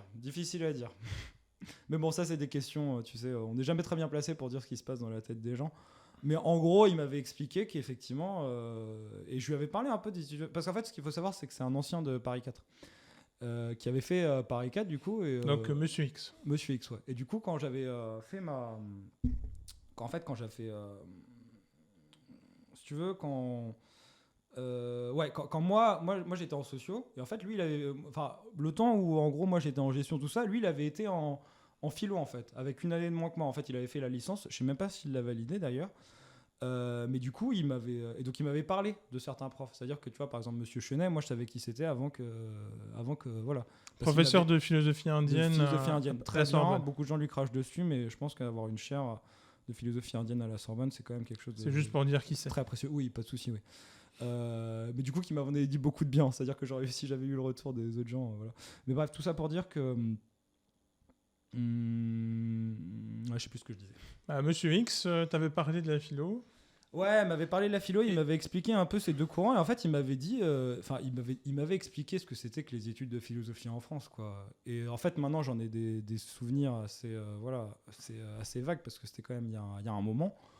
Mais disons que, en fait quand je suis arrivé en L1, donc en 2017 à la Sorbonne, en fait c'était encore pire que tout ce qu'il avait pu me dire sur la philosophie, sur la manière dont réfléchissaient les gens en philosophie sur ce qui était fait en cours de philosophie. Donc en fait, je pense que la vision de la philosophie que j'avais, parce qu'en fait on avait un peu les mêmes centres d'intérêt en commun, tu vois. En fait c'était un étudiant, c'est pas quelqu'un de, je dis que c'est mon maître, mais c'est juste que c'est quelqu'un qui était beaucoup plus ça complique moi sur le point de vue intellectuel à ce moment-là, et du coup je concevais vraiment ça comme une relation dialectique, mais disons qu'il n'y a jamais eu de, enfin, il n'y a jamais eu de contrat signé, et je pense pas que ça lui ferait forcément très plaisir que je l'appelle comme ça, mais disons que ouais, ça m'a, disons que ouais, la relation qu'on avait, et surtout il m'a donné plein de trucs à lire, me dire oui, ça tu peux aller voir, ça tu peux aller, et bien évidemment c'est pas des trucs que je pourrais citer ici à l'antenne.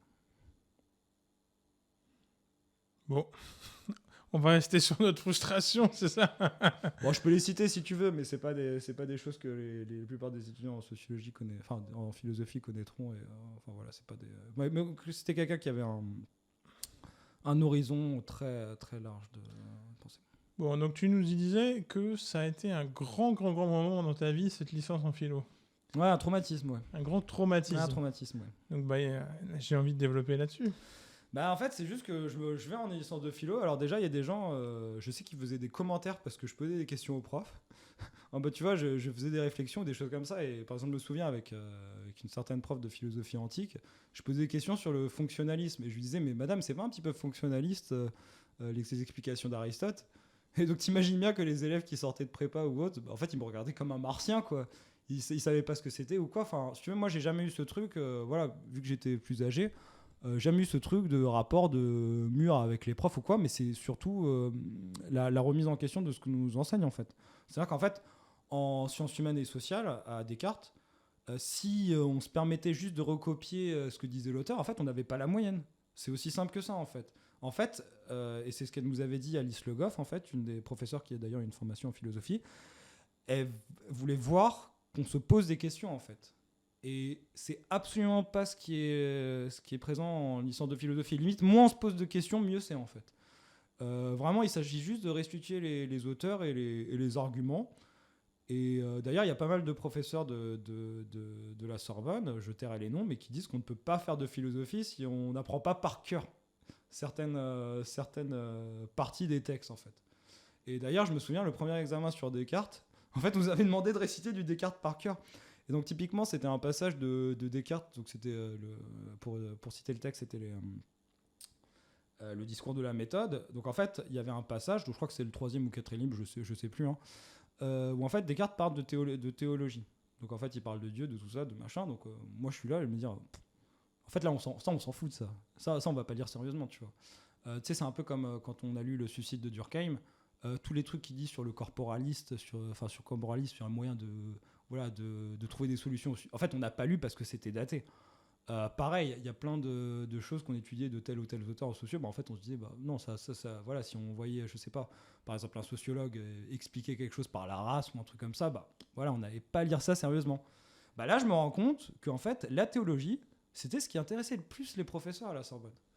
Au point où, comme je te dis, j'avais une citation de Descartes à réciter par cœur, en fait. Et en fait, de voir que les gens... qu'en fait, je n'étais pas en face de philosophes, mais je n'étais en face... ou de personnes qui essayaient ça, hein, parce que moi, j'aime bien la phrase d'Épictète qui dit que il ne faut pas dire qu'on fait de la philosophie, il faut dire qu'on est un esclave qui essaye de s'affranchir.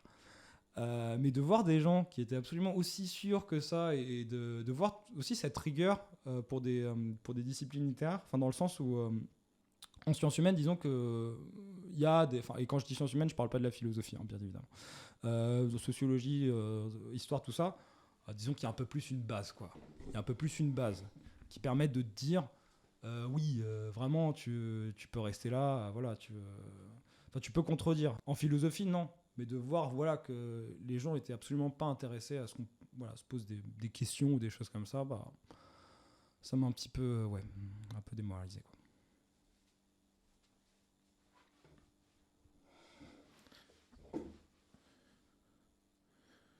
Ça enregistre là ? Oui. Ok. Oui, tout va bien. Justement, je t'ai fait OK parce Pas que de tout va souci. bien. Donc là, je me fais une note. Il faut que j'enlève un silence au montage. Pas de souci. Alors, je pense, je suis désolé, il y a pas mal de trucs où j'ai bafouillé, je suis un peu... J'ai pas été très... Tu me dis hein, si jamais il y a un truc que tu veux que je... Non, c'est bon, je me note que j'enlève ça au montage. Pas de souci. Mais on reprend comme si rien ne s'était passé.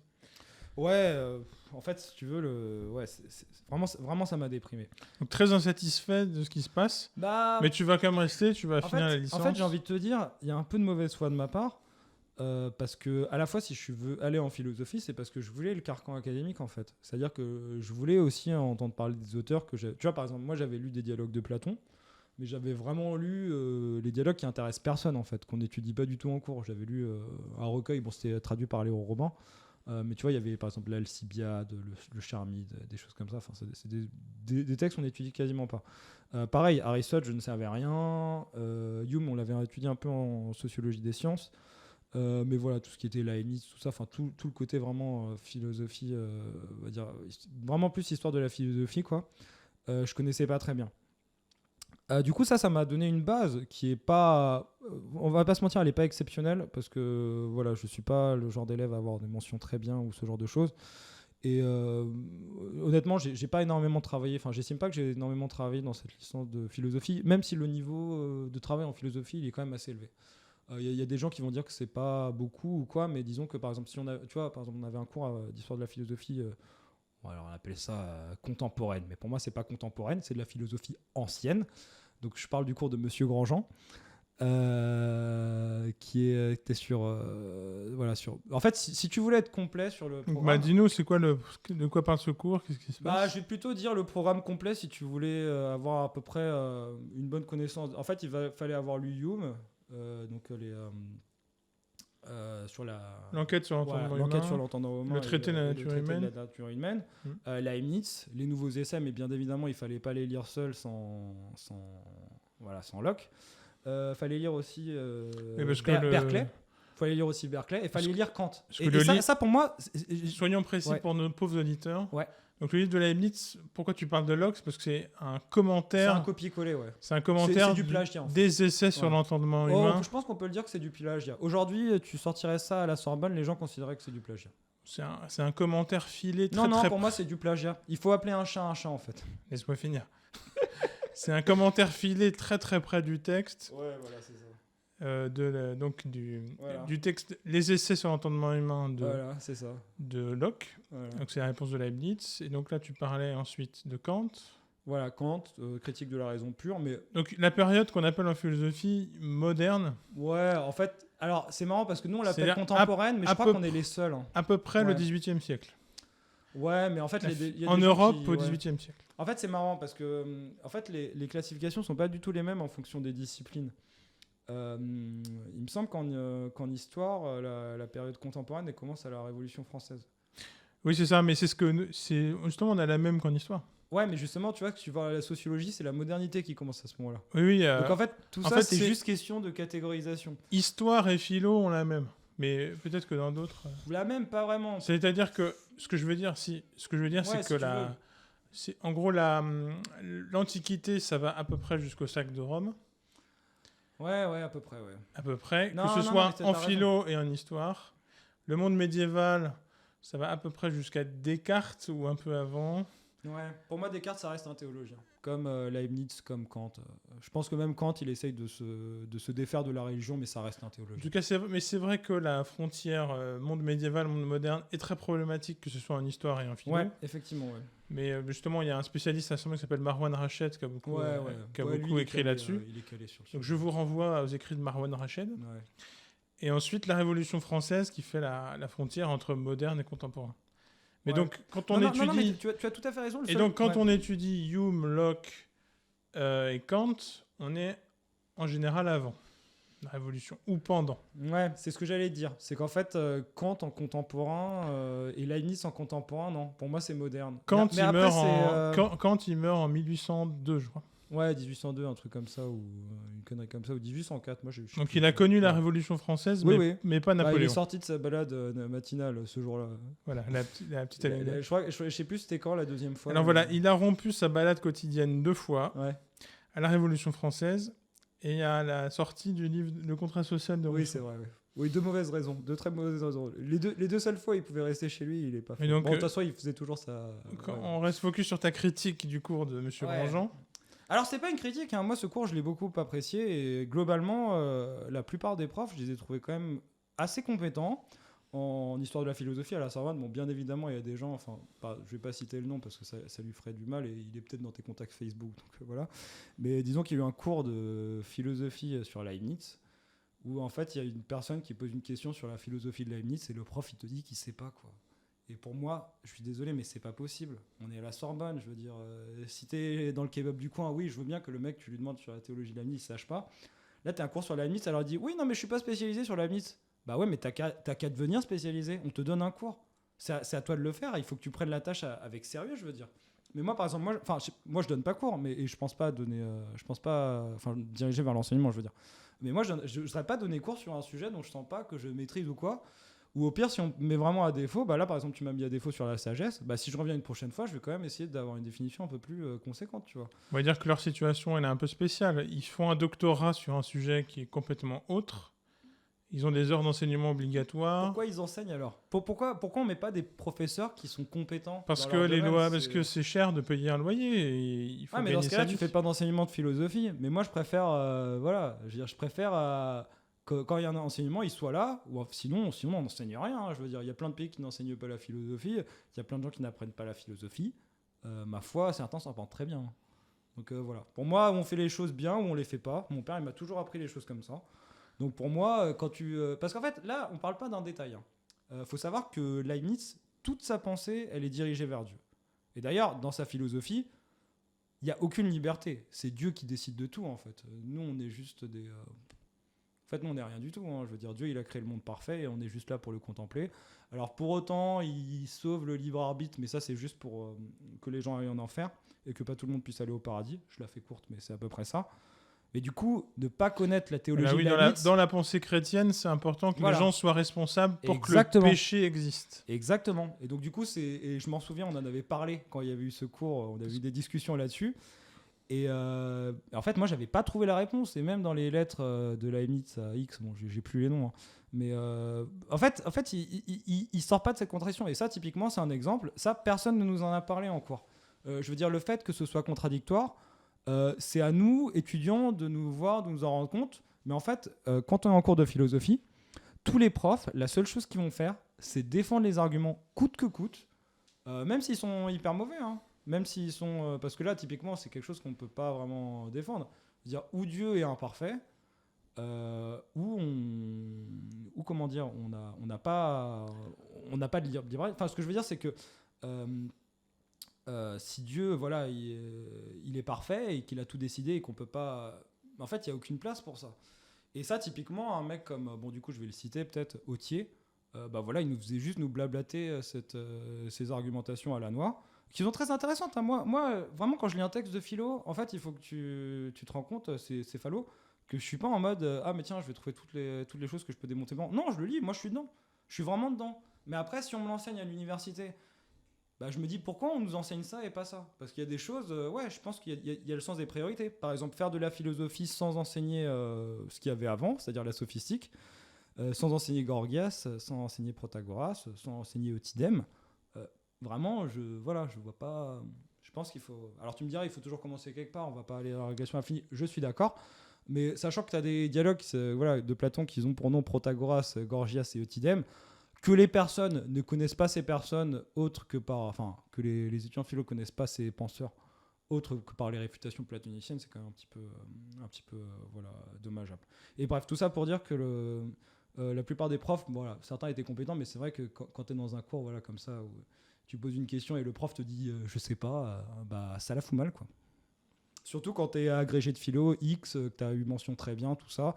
Bah moi, je te pose une question, tu n'as pas réponse. Et par exemple, en comparaison, je pourrais citer Madame Jamet, qui faisait des cours sur des sujets absolument pas spécialistes, où ça ne l'intéressait pas, comme par exemple le scepticisme. Bah, je l'ai jamais vu être mise à défaut sur une question, quoi. Quand elle avait un cours, elle bossait, et je pense pas qu'elle ait nécessairement plus de temps pour travailler sa thèse que ce cher monsieur Autier.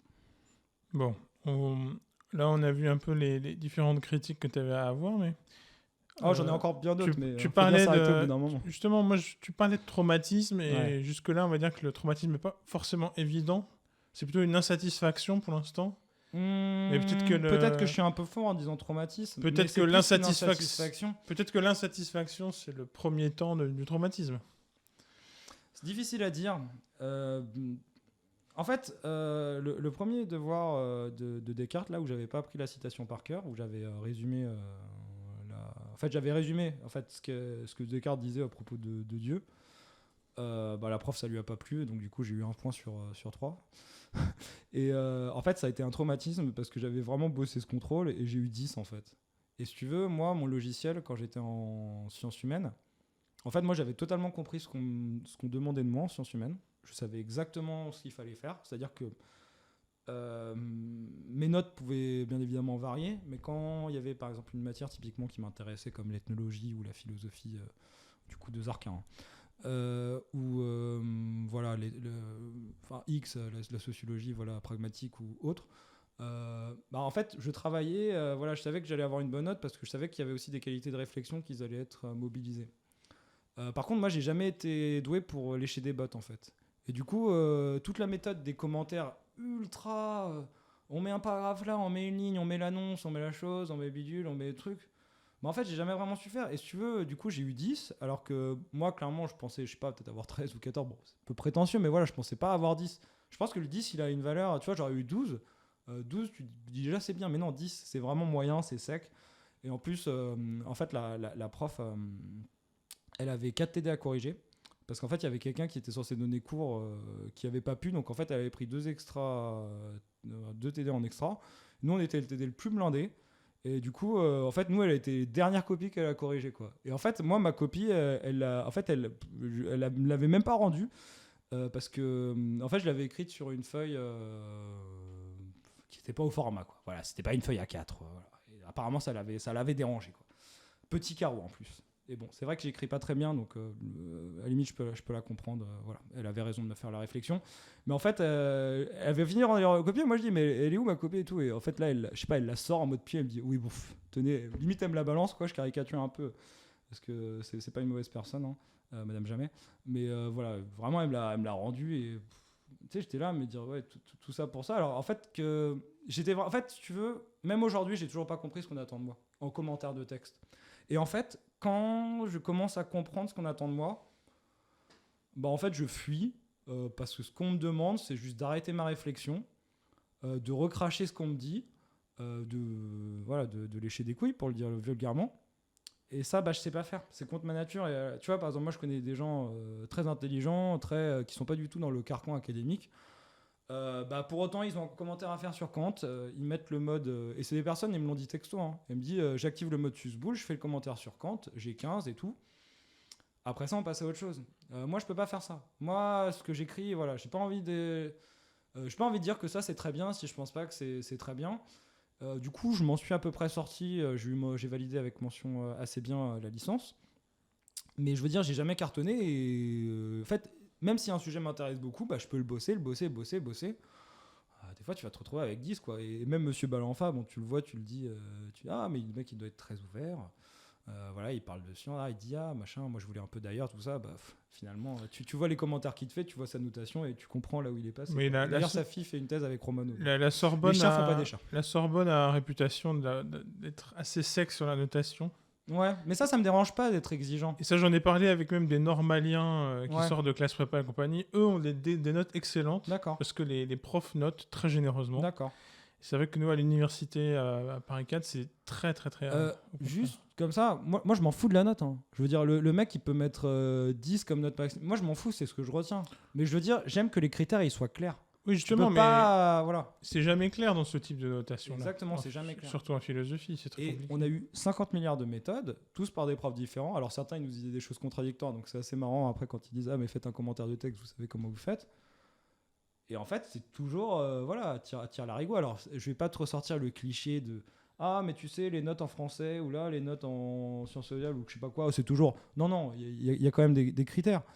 Mais ce que je veux dire, c'est que moi, d'une part, j'ai jamais vraiment trop compris. Et quand j'ai vu en fait, j'éteignais un peu le cerveau. Donc, pour être tout à fait honnête avec toi, je pense que j'ai aussi un problème là-dessus. C'est-à-dire que je pense que si j'avais plus voulu montrer patte blanche, plus me prostituer, pour le dire plus clairement, j'aurais pu avoir des meilleures notes. Mais disons que j'ai décidé de consacrer mon énergie à autre chose, à écrire des choses, par exemple, sur les jeux vidéo, ou à écouter de la musique. Ou il y a beaucoup d'étudiants qui en sont là, et ça n'empêche pas d'avancer. Tu as eu ta licence avec une petite mention. Ouais, mais petite, et franchement, Et t'es quand même entré non, je suis pas satisfait. T'as été accepté en master derrière, mais... Ouais, mais j'ai été accepté en master, mais pas parce que j'avais des bonnes notes, parce que j'avais un dossier qui était un petit peu original, tu vois. Tu dis des choses, euh, voilà, il n'y a pas beaucoup de personnes qui vont se vanter d'avoir des records sur des jeux vidéo, tu vois ce que je veux dire? Ils vont pas le mettre dans lettre de CV, lettre de motivation. Moi, je l'ai mis dans la lettre de motivation, en l'occurrence. Mais Et ça fait bien rire, mais tu as totalement raison. mes potes qui jouent, tu vois. Tu as totalement raison. Mais je veux dire, voilà, par exemple, tu vois, j'étudie le russe. Bon, là, ça fait un moment que j'en ai pas fait, faudrait que je m'y remette, mais c'est un truc que je fais depuis le lycée et c'est un truc qui me tient à cœur. Bien que j'en ai pas fait pendant genre 7 ans, un truc comme ça. Je m'étais remis quand j'étais revenu à la Sorbonne et j'avais trouvé ça super cool. Par exemple, c'est vrai que tu mets ça sur un CV, quand t'as 20 pélos qui font du grec ancien, 30 qui font de l'allemand, bah oui, il y a quelqu'un qui fait du russe, oui, c'est pas le truc le plus courant, tu vois. Mais honnêtement, je pense pas que mon CV il va grand chose au niveau académique, hein. Et d'ailleurs, j'anticipe un peu vis-à-vis de la thèse. J'ai peur que ça me ferme des portes. Parce que vraiment, je peux pas faire. Enfin, disons que je le fais, j'ai 10 ou quoi, mais moi, ça me satisfait pas. Par exemple, le cours de Leibniz, j'avais adoré, hein. Même si, comme je te dis, le chargé de TD, il avait pas réponse à tout, il était OK dans l'ensemble. Le cours était intéressant, tout ça. Alors, on va pas parler du CM de Chauvier. Ça, je pense qu'on pourrait réserver une émission. Bon, je l'ai fait courte, mais Chauvier, j'étais allé lui poser des questions à la fin du cours sur l'ontologie, sur le sens de l'être. Et il m'avait répondu que si j'avais des problèmes psychologiques avec moi-même, il fallait aller voir le psy et pas lui demander. Mais bon. Peu importe, le cours avec Leibniz, en tout cas, était très intéressant. Mais voilà, finalement, j'ai eu 10 de moyenne. Je veux dire, voilà. En l'occurrence, là, le travail, l'examen, je l'avais un peu foiré. Enfin, ce que je veux dire, pendant, tu sais, quand t'es en examen, il y a des fois, t'es un peu en bonne condition. Là, personnellement, j'ai foiré. Mais je veux dire, j'aurais jamais eu 15, j'aurais eu pire 12 ou 13 ou quoi. Et en fait, la différence radicale, c'est que à l'autre université, à Paris-Descartes, en fait, un intérêt pour le cours se manifestait, je vais pas dire automatiquement avec une bonne note. Des fois, voilà, je pouvais être un peu déçu ou quoi, mais je veux dire, ça tombait jamais en dessous de 13, quoi, tu vois. Vraiment, j'avais le truc, je bossais ou quoi. Il y avait des gens qui comprenaient pas, hein. En fait, il y avait des gens, tu vois, typiquement, plus qui peut-être plus un profil similaire avec les étudiants qu'on trouve en philo. En fait, ils faisaient que de recracher les cours. Et en fait, les profs, ça s'y satisfaisait pas. Et du coup, en fait, ces études de sciences humaines, elles m'ont même plombé en philosophie, du fait que moi, j'avais des raisonnements. Par exemple, moi, je faisais des dissertes comme on faisait nous en sciences humaines. Sauf que ça n'a rien à voir. Les dissertes en philosophie, tu recraches le cours. On ne demande pas une réflexion vraiment personnelle. Bon, ils disent oui, on demande un peu de... Mais en vrai non, il faut juste sortir à peu près ce qui te sorte. Alors que vraiment, en sciences humaines, le fait de citer un auteur parce que c'était un auteur... En fait, ça t'aurait même rien... Non seulement ça t'aurait rien valu, mais ça t'aurait valu de la suspicion. En mode, ah oui, non, mais il essaie de nous sortir un argument d'autorité ou X ou quoi. Alors que vraiment, à Paris 4, si tu veux lécher les bottes d'Heidegger et autres, t'as carte blanche pour ça. Et c'est c'est ça qui intéressant m'avait parce un peu marqué. que dans ce que tu nous dis, on sent bien les tensions entre disciplines et les rapports Totalement. de force académiques. Il y a tout ça, mais bon. Après, si tu veux, je pourrais dire Finalement, beaucoup de choses de mal sur la socio aussi, hein. T'as heureusement pas trop sombré dans la fatalité et t'es entré en master de philo de l'art à Paris 4. Ouais. Et donc, comment ça se passe les cours de philo de l'art en licence et maintenant en master, sachant que t'étais un peu venu pour ça, comme tu nous l'as dit. Ouais, alors plutôt satisfait du master. Plutôt très satisfait du master vis-à-vis du cours de philosophie de l'art. Bon, il faut dire que c'est pas très compliqué parce qu'en licence en philosophie de l'art, les auteurs qu'on était dus, en fait, ils en ont rien à foutre de l'art. L'art, soit ils s'en battent les couilles, soit ils disent de la merde dessus. Ah oui, c'est une bonne idée. On peut faire on peut parler un peu de ce que c'est la philo de l'art à l'université. Bah, disons, quand on t'apprend Platon... Donc il y a des cours en licence qui font un peu la grande... On reprend l'histoire de la philosophie du début depuis Platon, mais du point de vue soit des œuvres, soit du rapport à du rapport à l'activité artistique en un sens très large. Donc chez Platon, on parle de la mimésis, de l'activité d'imiter la nature dans les œuvres. Donc en plus, Platon est intéressant parce qu'il parle de à peu près tout, de la musique, de la poésie, de la peinture. Et en général, il est assez dur, on peut le dire. Il y a des grands passages d'Aristote sur le théâtre, sur les bienfaits pédagogiques du théâtre chez Aristote, et du fait de... Ensuite, en général, on saute le monde médiéval, mais ça, c'est très régulier en études de philosophie. On saute souvent le monde médiéval dans la plupart des domaines. À tort, hein, c'est plutôt par ignorance des professeurs que... J'aurais trop de choses à lire là-dessus, donc je te laisse continuer. Bah, écoute, je termine et tu peux en parler si tu Pas de veux. souci. Ensuite, le monde moderne, avec un peu le fondateur de l'esthétique qui s'appelle Baumgarten, Exactement. qui est un peu le premier à parler d'esthétique, Exact. comme un peu philosophie de l'art au sens large, en son sens à lui. Sachant que lui, il parle pas directement des œuvres forcément, mais c'est plutôt la sensation, une science de la sensation pour Baumgarten, Je l'esthétique. nuancerais ça. Mais je te Écoute, laisse faire. c'est toi le spécialiste, tu nuanceras. Non, je pense pas. Et ensuite, on continue le voyage. On peut parler d'Hume, qui a beaucoup parlé de l'art et des œuvres. Ah oui, c'est vrai. Il y a ça, Kant. je connais mal. Il y a Kant, Hegel, qui a consacré une part importante de son œuvre à une philosophie de l'art. Oui, en effet. Et qui est vraiment un... Alors, c'est des notes de cours qui nous restent de Hegel, qui sont sa philosophie de l'art qui s'appelle l'esthétique. Ouais.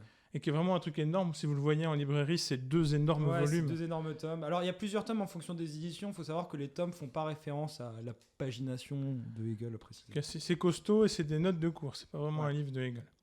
Et ensuite, la tradition plus contemporaine. Ouais. Et les cours de licence reprennent cette histoire-là de Platon jusqu'à Hegel à peu près. Et j'ai cru comprendre qu'en fait, en master, on reprenait ces aspects-là et on continue. On parle aussi de conception plus contemporaine. Disons que je pense qu'on a un peu arrêté l'histoire des idées qu'on fait en licence et en philosophie en France. 95% des fois, pas forcément que par rapport à l'histoire de l'art. C'est quelque chose qui a été très critiqué par Foucault, hein, comme tu le sais peut-être, dans Les mots et les choses et l'archéologie du savoir, de faire l'histoire d'une idée. Par exemple, on va te dire, on va faire l'histoire de l'être. Donc du coup, on prend la première occurrence qu'il y a eu d'être. Sauf qu'en fait, je sais pas si tu as fait un peu de grec ancien, mais vraiment, le concept d'être n'a absolument rien à voir avec ce qu'on retrouvera chez Heidegger et tout. Et comme disait ce cher professeur de grec ancien que j'avais, il faut pas relire les Grecs à la sauce Heidegger. Du coup, en fait, effectivement, on essaye de chercher les origines de l'art. Et donc, en fait, on les trouve en Grèce antique. Mais en fait, il faut savoir que Platon, il parle pas d'art vraiment pour 2 raisons en fait. La première, c'est qu'il parle même pas de ce que les Grecs considéraient comme art, c'est-à-dire la techné. Enfin, je veux dire, il en parle dans nos écrits, mais ce que nous on apprend en philosophie de l'art, c'est son discours sur les musiques, donc qui sont les domaines des muses. Et donc en fait, il y en a 7, il me semble, si je dis pas de bêtises. Mais par exemple, ce qu'il faut savoir, c'est que à l'époque, l'histoire était une muse. Oui, histoire, géométrie... L'astronomie était une muse. Je ne sais pas si je vais réussir à sortir les 7, mais... Moi, histoire, les les mathématiques sont dans les muses, la géométrie, la musique... En fait, il faisait la différence entre la musique épique... Enfin, tu sais, il y a les... Oui, c'est vrai qu'il y a une distinction. Épique. Bon, je ne suis pas vraiment calé. Je pense que tu es beaucoup mieux calé que moi sur la musique. Il y a une partie de la musique de l'époque qui est considérée comme du domaine d'une muse. Ouais. L'histoire, en effet. L'histoire, ouais. Là, c'est la distinction entre... Donc, il y a 4 muses... Il y a 4 et 3. C'est la distinction de ces 7 muses-là. Ouais, il y a un truc comme ça, ouais. Et donc, et c'est très divers, puisque ça comprend les mathématiques, l'histoire, le théâtre, la musique. C'est ça. C'est assez large. Voilà. Mais en effet, la notion d'art dont on parle, nous, dans le langage courant, c'est rien à voir. Ah non, rien à voir. Pour préciser, pour peut-être les auditeurs qui n'ont pas forcément tous fait du grec ancien, et moi-même je dois dire mon niveau de grec ancien est assez nul, hein. Mais en fait ce qu'ils avaient les Grecs, c'était le concept de la techné, donc qui après est devenu un petit peu la technique, enfin a donné lieu au mot technique. Mais en fait il faut savoir que la techné, donc l'art pour les Grecs, ça regroupe la cordonnerie, la navigation, la politique, l'héristique, la rhétorique. Du tout, c'est pas du tout la même conception de l'art. Donc en fait Platon parle pas d'art à proprement parler. Oui, ça c'est une autre distinction qui est venue après entre les artisanats et les arts libéraux. Oui, voilà. Oui, ça vient au XVIe siècle. Ça, on l'avait vu cette année en séminaire. Enfin, en tronc commun, je veux dire. Mais et donc ça, c'est quelque chose qu'on a encore. On fait la distinction entre un menuisier et un arcodorniste. Moi, je la fais pas. Hein. Moi, personnellement, je la fais pas. Dans le langage, enfin, quand même, tout le monde peut... Enfin, la plupart des gens... Non, mais bien évidemment, il y a... Dans le langage quotidien... Non, mais il y a toujours le mec qui te chie n'importe quel tableau avec... c'est de la merde. Il va dire qu'il est artiste. Et le boulanger, ça se trouve, il est peut-être meilleur ouvrier de France ou quoi. Il va pas dire que c'est un artiste. En fait, c'est juste des représentations, ça. Écoute, si tu veux, ta critique du préjugé est bienvenue. Mais je veux juste d'abord exposer le préjugé. Expose le préjugé. C'est qu'en général, on fait la distinction entre le menuisier et le musicien. Ouais. Justement, qui est un héritage de cette distinction-là entre différentes formes d'art. Donc, ce qu'on appelle aujourd'hui des artisanats et des arts, à une époque dits libéraux et maintenant les arts tout court, qui sont les autres grandes pratiques. Donc, un musicien, il fait de la musique, et la musique, ça n'a pas le même statut que quelqu'un qui fait des chaussures, ou quelqu'un qui fait une porte. Bah, tu pourrais demander à Mathias, est-ce qu'il se considère comme artiste ? Bonne question. Eh ben, il est à la fois et musicien et artisan maintenant. Et est-ce que tous les musiciens sont artistes pour autant ? Justement, je pense que pour lui, la distinction est assez claire. Parce que là, je vois que tu as un piano, mais si je me mets à toucher sur le piano, je suis pas certain que ça fera de l'art. Hein. Alors, écoute, ça, c'est toi qui t'as spécialisé dans l'art, c'est à toi de m'apprendre. Ah bah justement, moi je pourrais pas t'apprendre. Tout ce que je pourrais faire, c'est te désapprendre en fait. Si tu veux, je suis un peu comme Foucault, c'est-à-dire que je critique un peu tout ce qu'il y a, mais moi, quand c'est question de proposer quelque chose, je suis plus là, si tu veux. Je suis avec mes Grecs, loin dans mes cours, pour reprendre l'analogie de Foucault, où en fait personne n'écoute. Et aujourd'hui, qui lit les cours d'éthique de Foucault ? Personne. Personne, je veux dire. Moi, à chaque fois, je dis, mais Foucault, l'éthique, tout ça, les gens disent, mais surveiller, punir, mais l'histoire de la folie, mais machin, mais je dis, mais lisez son éthique. Et ben ou écoutez-la. Tu viens de faire passer le message à travers le podcast. Ouais, je viens de faire passer le message à partir de vos podcasts. Alors, le truc qu'il faut dire, par contre, c'est que les bouquins, ils sont chers. C'est vrai que le courage de la vérité, ça coûte 30 balles. L'herméneutique du sujet, ça coûte 30 balles. Mais déjà, si vous les avez, l'argent, il sera très vite rentabilisé vis-à-vis de tout ce que vont vous apporter ces livres. Et sinon, c'est en audio. Donc, si vous avez la patience, vous pouvez les écouter sur... Parce qu'en fait, c'est de l'audio. Et c'est ça que moi, j'aime bien. C'est pour moi, la philosophie, c'est quelque chose d'oral, essentiellement. Et en fait, bien évidemment, il faut passer par les écrits. Hein. C'est un peu évident pour avoir accès... Enfin, je pense qu'on pourra faire tout un podcast là-dessus, sur le rôle de l'écriture, et même Platon qui condamne l'écriture à certains endroits dans son œuvre. En fait, je considère pas que la philosophie, ça devrait être écrite, en fait. Et je te renvoie à ce que dit Platon dans les lettres, qui sont certes apocryphes, mais qui sont attestées de l'entourage de Platon, sur l'expérience de Platon en Sicile, à essayer d'enseigner la philosophie, en fait. Mais bon, on va faire tout un podcast là-dessus. Pour revenir plus sur l'histoire de l'art et l'esthétique. Alors, tu parlais déjà, juste envie de dire, sur la philosophie médiévale. Alors, c'est vrai que la philosophie médiévale, on l'omet. Alors, pour moi, comme je t'avais dit, je ne considère pas ça comme de la philosophie pour ce que j'en ai vu. C'est-à-dire Duns Scott, ce genre comme ça, pour moi... Bon. Oui, mais Duns Scott, c'est déjà très tardif, mais oui. Peut-être, moi je connais mal, hein, et je t'avoue, j'en ai un peu rien à cirer. En fait, il y a beaucoup plus de choses intéressantes. Les grandes références, c'est Thomas d'Aquin, Augustin... Pour moi, les Arabes, c'est de la philosophie à ce moment-là. Il y a les Arabes aussi, pas les Occidentaux. Parce qu'en fait, les Arabes, si tu veux... Donc plus Avicenne et Averroès. Ouais, parce qu'en fait, même s'il y a la religion derrière, en fait, je trouve qu'il y a du peu que j'en sais. Hein, parce que en fait, c'était un cours, il était à 9h, le cours de... D'ailleurs, je l'aime pas trop, ce monsieur. Mais en tout cas, c'était un peu tôt, donc j'ai loupé certaines séances. Disons, ce que moi j'en avais compris, c'est qu'ils privilégiaient... Enfin, disons qu'ils étaient plus transversaux, et qu'il y avait aussi la morale, voilà, l'enseignement, je sais pas, de l'art de vivre, ce qu'aujourd'hui on appellerait du développement personnel. J'aime pas ce terme, mais c'est vrai que la plupart des philosophes ou des élèves en histoire de la philosophie, tu leur parles d'exercices pratiques, ils vont te parler de développement moral. Donc bon, développement moral, ce qu'on veut. Tout ça était plus connecté, tandis que nous, il y avait vraiment le côté... Enfin, moi, c'est comme ça que je le ressens, tu vois. Et en fait, nous, quand je vois Duns Scott... Alors, Maître Eckhart, ça a l'air intéressant, je connais mal. Mais voilà, l'essentiel de ce qu'on nous apprend, c'est pas de la philosophie, mais pour autant, c'est une période qu'on omet totalement. Et en fait, je trouve que c'est regrettable dans une université qui veut enseigner la philosophie. Et en fait, c'était monsieur Schmutz, ouais. Jacob Schmutz, qui nous avait appris, du coup, qui est prof de philo médiévale à la Sorbonne. Professeur, hein, avec un grand P. Hein. Je vous conseille de follow sa page Facebook, il y a pas mal de choses assez marrantes dessus. Mais en fait, Schmutz nous avait dit qu'il y avait que 2 ou 3 UFR qui enseignaient la philosophie médiévale. Voilà. C'est paradoxalement une discipline assez récente. Voilà, paradoxalement, ouais.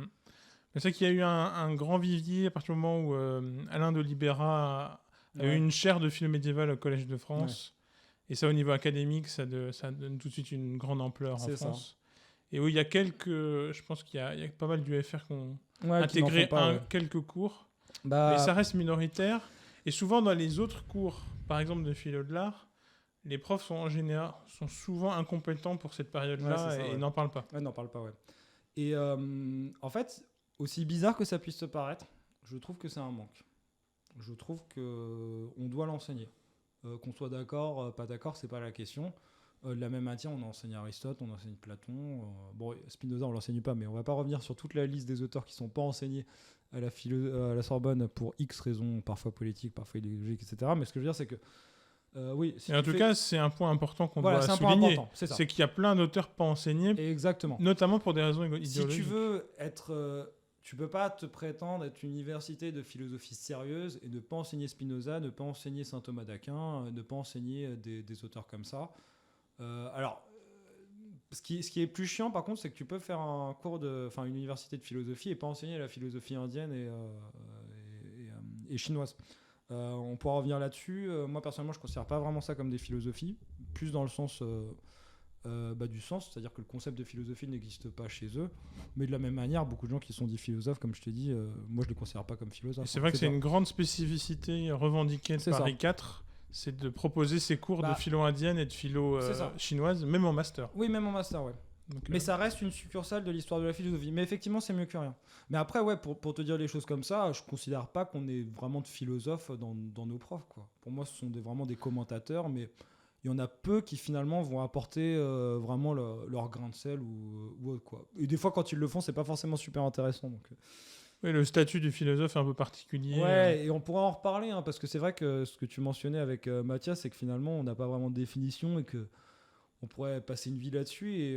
Et c'est vrai qu'il n'y a aucun corps. Ça, pour le coup, je suis totalement d'accord avec lui. Mais moi, personnellement, moi, j'ai pas envie de faire corps. Hein. Je le dis clairement. Je vois les autres étudiants de philosophie. Je parle de la masse, bien évidemment. Je vois la conception qu'ils ont de la philosophie. J'ai aucune envie de me mélanger avec ces gens-là et de partager des discussions philosophiques avec eux. Enfin, je sais que très vite, ça va s'arrêter à je sais pas, je vais parler d'un auteur ou d'un truc. Ils vont me dire, mais tu peux pas parler de ça, tu peux pas dire ça parce qu'un tel dit ça. Enfin, je te caricature, mais recentrons plus sur l'esthétique. Je te sens très prolixe sur la question. Ouais. Donc, si tu veux, on fera un entretien complet sur cette question-là, sur la philosophie aujourd'hui. Ouais, on pourra. Ouais. Je pense que c'est une bonne idée. Donc, là, on reparle du master en philo de l'art. De l'esthétique, ouais. Et de l'esthétique, mais on fera ça. Ouais, on pourra faire ça, ouais. Du coup, pour répondre à ta question sur l'esthétique, tu as présenté les choses d'une manière un peu. La manière habituelle qu'on a de la présenter. Du coup, juste pour le deuxième point, pourquoi Platon ne parle pas d'art. Enfin, en fait, c'est juste qu'il en parle mal. Il en parle pour cracher dessus. Donc en fait, on est en philosophie de l'art, on nous apprend un auteur qui en a rien à foutre de l'art, quoi. Enfin, qui en a rien à foutre.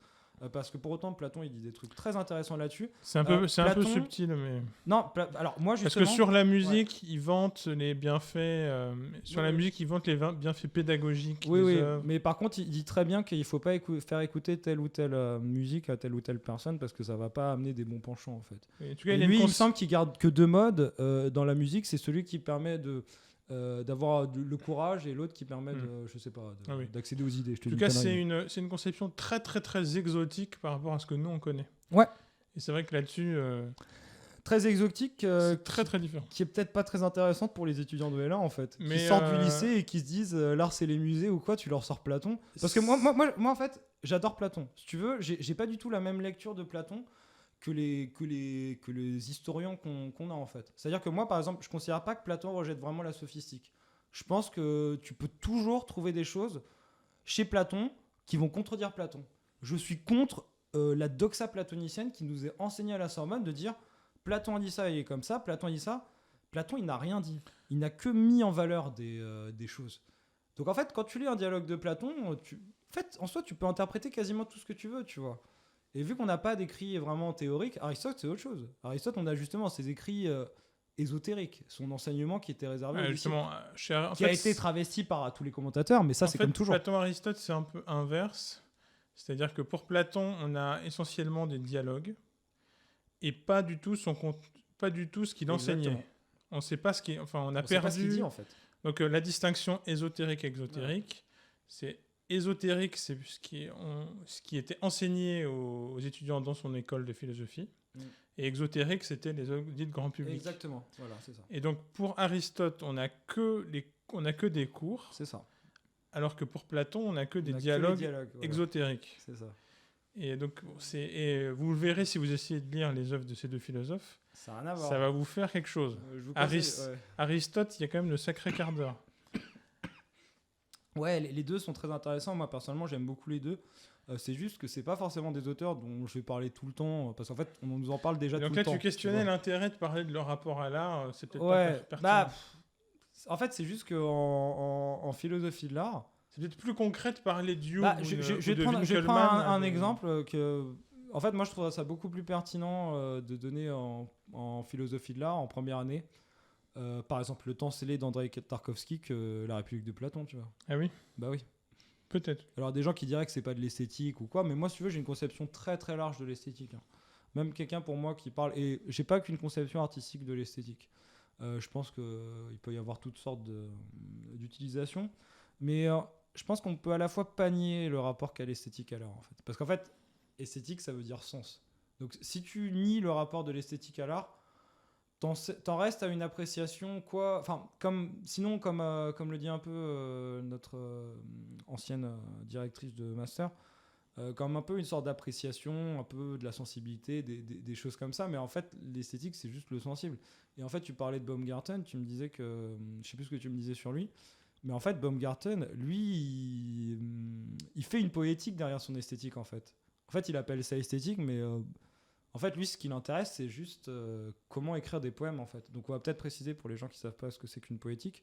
Une poétique, disons que c'est un manuel pour créer des œuvres d'art, si on veut. C'est juste des indications qui permettent de créer. Sachant que ça vient du Oui, la verbe poésie, poiein, qui veut voilà. dire créer. En fait, c'est la création. C'est ça. Et du coup, c'est ce que fait notamment Aristote dans ses deux ouvrages, un dont qu'on a perdu sur les comédies, l'autre sur les tragédies. Et donc en fait il dit moi par exemple j'estime qu'une tragédie ça va avoir une unité de temps, j'estime que ça doit être ça comme ça comme ça comme ça. J'estime que alors par exemple il dit un truc très intéressant, nous qui regardons beaucoup de séries, bon moi personnellement je regarde pas, mais aujourd'hui les gens qui regardent des séries, il dit qu'il aime pas quand l'action elle est trop longue au point où on perd le début, tu vois. Et il y a un peu ça dans les séries, dans certains feuilletons ou de choses comme ça. Disons qu'il donne des règles, mais en fait le truc c'est que alors la poétique, alors moi pour être tout à fait honnête avec toi, j'aimerais bien en faire une. Mais le truc c'est que même si j'en fais une, je sais que n'importe qui pourra la démonter. Et même je sais que moi j'aime des œuvres qui seraient pas dans cette poétique, tu vois. Donc j'aimerais faire une poétique sur un thème peut-être un peu spécifique. Mais en fait je me rends compte qu'il y a plein de trucs qui sortent de cette poétique. Bah je sais pas, par exemple, je prends une question, un truc à la con. Par exemple, X va dire j'aime pas quand je vois un tableau, il y a plein de couleurs voilà, chatoyantes ou quoi, ou bidule, je préfère quand c'est plus terne. Je suis une connerie, tu vois. Bah en fait il va tomber devant un tableau qui a des couleurs. Bah en fait il va aimer. Tu vois ce que je veux dire. En fait on n'est jamais dans des choses complètement. Enfin moi en tout cas dans mes appréciations esthétiques en fait, je suis pas dans quelque chose de me dire voilà quoi. Ah mais tiens j'ai tel ou tel goût, j'ai tel. En fait pour moi les goûts ils sont malléables, on peut les changer à l'infini. Tu Oui, vois. mais justement, c'est la distinction. Parce que Ouais c'est la distinction. la Ouais. poétique, c'est pour Et c'est pour ça que produire l'œuvre, mais ça dit rien de l'appréciation Non, ça dit rien de l'appréciation. Mais disons que par un public d'une œuvre. ce qu'on nous apprend en première année de philosophie à la Sorbonne, c'est Platon et Aristote. Et d'ailleurs, en fait, c'est pas tout, c'est un peu de la mauvaise foi, mais aussi un peu un oubli ce que je dis là. C'est qu'en fait, on était censé avoir cours sur Nietzsche et les sophistes par Madame Julie Cheminot, qui n'a pas pu le donner parce qu'il y avait eu des blocages en fait. Et bien évidemment, la partie la plus intéressante du programme, on l'a pas faite. Et c'était pareil en L3, on était censé, il me semble, revenir un peu à Nietzsche. Quoique non, je crois qu'elle avait dit qu'en L3, elle le faisait plus parce que ça avait gavé les élèves les années suivantes de lire La naissance de la tragédie, tout ça. Mais bref, on était censé être... bon, après, j'aurais beaucoup de choses à dire sur la lecture de La naissance de la tragédie de Madame Cheminot. Mais voilà. Mais tout ça pour dire que on nous enseigne en fait, on nous enseigne des auteurs. Et en deuxième année, le pire, c'est qu'on... Parce qu'en fait, il faut savoir qu'il y a un cours de philosophie de l'art par année, mais pas par semestre. Il y a des cours d'option de philosophie de l'art qui sont très bien pour la plupart, enfin ceux auxquels j'ai assisté, moi je les ai trouvés très satisfaisants et beaucoup plus transversaux en fait. Mais sinon, la deuxième année, c'est critique de la faculté de juger de Kant. Et encore une fois, il ne parle pas d'art. Il en a rien à cirer de l'art, Kant. Enfin, je veux dire, il mentionne des œuvres d'art dans son truc, mais je veux dire, lui, son bouquin, c'est juste une béquille à la critique de la faculté de juger, tu vois, qui était anciennement appelée critique du jugement. En fait, c'est juste... disons qu'il cherche à trouver la justification logique à son système. Et donc, en fait, il va du côté de l'esthétique. Mais en fait, toute la partie la plus importante de son livre, c'est pas sur l'esthétique, c'est sur la téléologie, en fait. C'est sur... En fait, disons que Kant, pour résumer, hein, c'est ce que nous avait expliqué Monsieur Morisset, c'est qu'en fait, il cherche à trouver un peu une sorte de communauté humaine qui puisse se rassembler autour du goût, en fait. Et c'est pour ça que Kant, il dit que, en fait, le goût est universel dans le sens où il est communicable. C'est-à-dire que si moi j'aime quelque chose, bah, par exemple je trouve cette bouteille belle, tu vois, bah, en fait c'est universel et je dois pouvoir le partager à tout le monde. Mais en fait, pour moi c'est juste utiliser un mauvais terme, parce que si tu dis que c'est universel, en expliquant que c'est juste que tu peux partager à tout le monde, non, c'est que c'est partageable, mais ce n'est pas universel, par définition. C'est aussi simple que ça. Et de toute façon, quand tu dis universel, en général, on devrait dire terrestre. On utilise très mal le terme universel. Universellement partageable. Terrestrement partageable, ou je sais pas comment tu qualifierais ça, mais l'adjectif pour la Terre, parce qu'en fait, on pense que l'univers voilà, est composé d'une planète dans un système solaire. Quoi. Le point sur Kant, c'est que par contre, il parle du beau. Ouais, mais en quoi le beau est relié à l'art ? Je suis désolé, mais moi, quand je vois les peace paintings de Warhol, ou l'urinoir de Duchamp, pour rester dans le côté scato, je vois pas ce qui est beau, en fait. Moi, ce que j'ai envie de te répondre, c'est que c'est pas le même art, mais... Ouais, mais justement... la conception classique de l'art le relie au beau, et en effet, ça a été très critiqué depuis. Mais il y a déjà continue d'exister des conceptions très conservatrices qui défendent que l'art et le beau sont intrinsèquement liés. Oui, j'en connais. Hein. Justement, ça se bat avec d'autres conceptions de l'art beaucoup plus libérales. Ouais. Et c'est vrai que là-dessus, l'enseignement de la philosophie, il prend peu parti au sens où on voit un peu tout ce qui a été dit dans la tradition philosophique. Après, pour moi, on peut trouver ça beau. Hein. C'est pas la question, mais ce que je veux dire, c'est que les gens, ils utilisent beau, et c'est ça que j'aime pas, c'est que la plupart des profs de philo de l'art, ils citent Kant, mais encore une fois, Kant, il dit, on n'est pas censé trouver des idées esthétiques dans l'art. Oui, mais il n'y a que des idées de finalité pour lui. En fait, c'est vrai que ce que toi t'appellerais philo de l'art, c'est ce qui commence avec Winkelmann et ensuite je connais même pas Winkelmann, pour te dire. Je ne sais même pas qui c'est. Et pour être tout à fait honnête avec toi, j'en ai rien à cirer. Le fondateur historique de l'histoire de l'art. Pour moi, tu peux même trouver l'esthétique médiévale. Il y a des gens qui disent, tu sais, j'ai oublié son nom, mais une personne qui a écrit un bouquin sur la naissance de l'esthétique. Et elle parle de l'esthétique médiévale. Et elle dit que même s'il n'y avait pas le terme esthétique, il y avait quand même des équivalents. Moi, je peux tout à fait les croire. Hein. Toi qui connais bien la musique ancienne, je suis sûr que tu pourras nous dire que voilà, pour la musique sacrée, il y avait des règles, il y avait des choses, il y avait des appréciations. Et même quand on voit les Grecs faire état de certaines, ce qu'on qualifie anachroniquement comme des œuvres d'art, parce qu'il faut savoir que par exemple, Tragédie d'Échille, c'est pas une œuvre d'art, c'est même plutôt en rapport avec la religion qu'avec l'art. Mais bref, il y a quelque chose comme de l'émerveillement esthétique. Oui, je te vois, mais en fait non, pour moi, Échille, c'est pas de l'art. Enfin, je veux dire, on peut le considérer comme de l'art anachroniquement, mais de la même manière, je te parle des jeux vidéo comme art, mais pour moi, c'est pas forcément de l'art, quoi. Bon, bah, on peut Finalement, entrer... je pense que tout peut être... On va s'attaquer alors au dur du sujet, puisque visiblement, tu as une conception assez dense de ce qu'est l'art. Non, justement, j'ai une conception assez vide, en fait. C'est juste que je suis un éternel insatisfait et que à chaque fois que quelqu'un essaie de me trouver une définition à peu près valable, en fait, je prends un malin plaisir à la retourner dans tous les sens et à lui montrer qu'elle n'est pas valable. Maintenant que tu nous as dit tout un tas de choses qui n'étaient pas d'art pour toi et qui n'étaient pas des discours satisfaisants sur l'art, j'espère quand même que maintenant tu peux nous expliquer un peu plus ce que c'est pour toi. On fait une pause et après on en parle. Là tout de suite ? Non, on fait une pause. Ah, c'est super cool. Tu veux prendre un coup ? Ouais, je vais pas écouter l'eau. À la limite, si tu veux.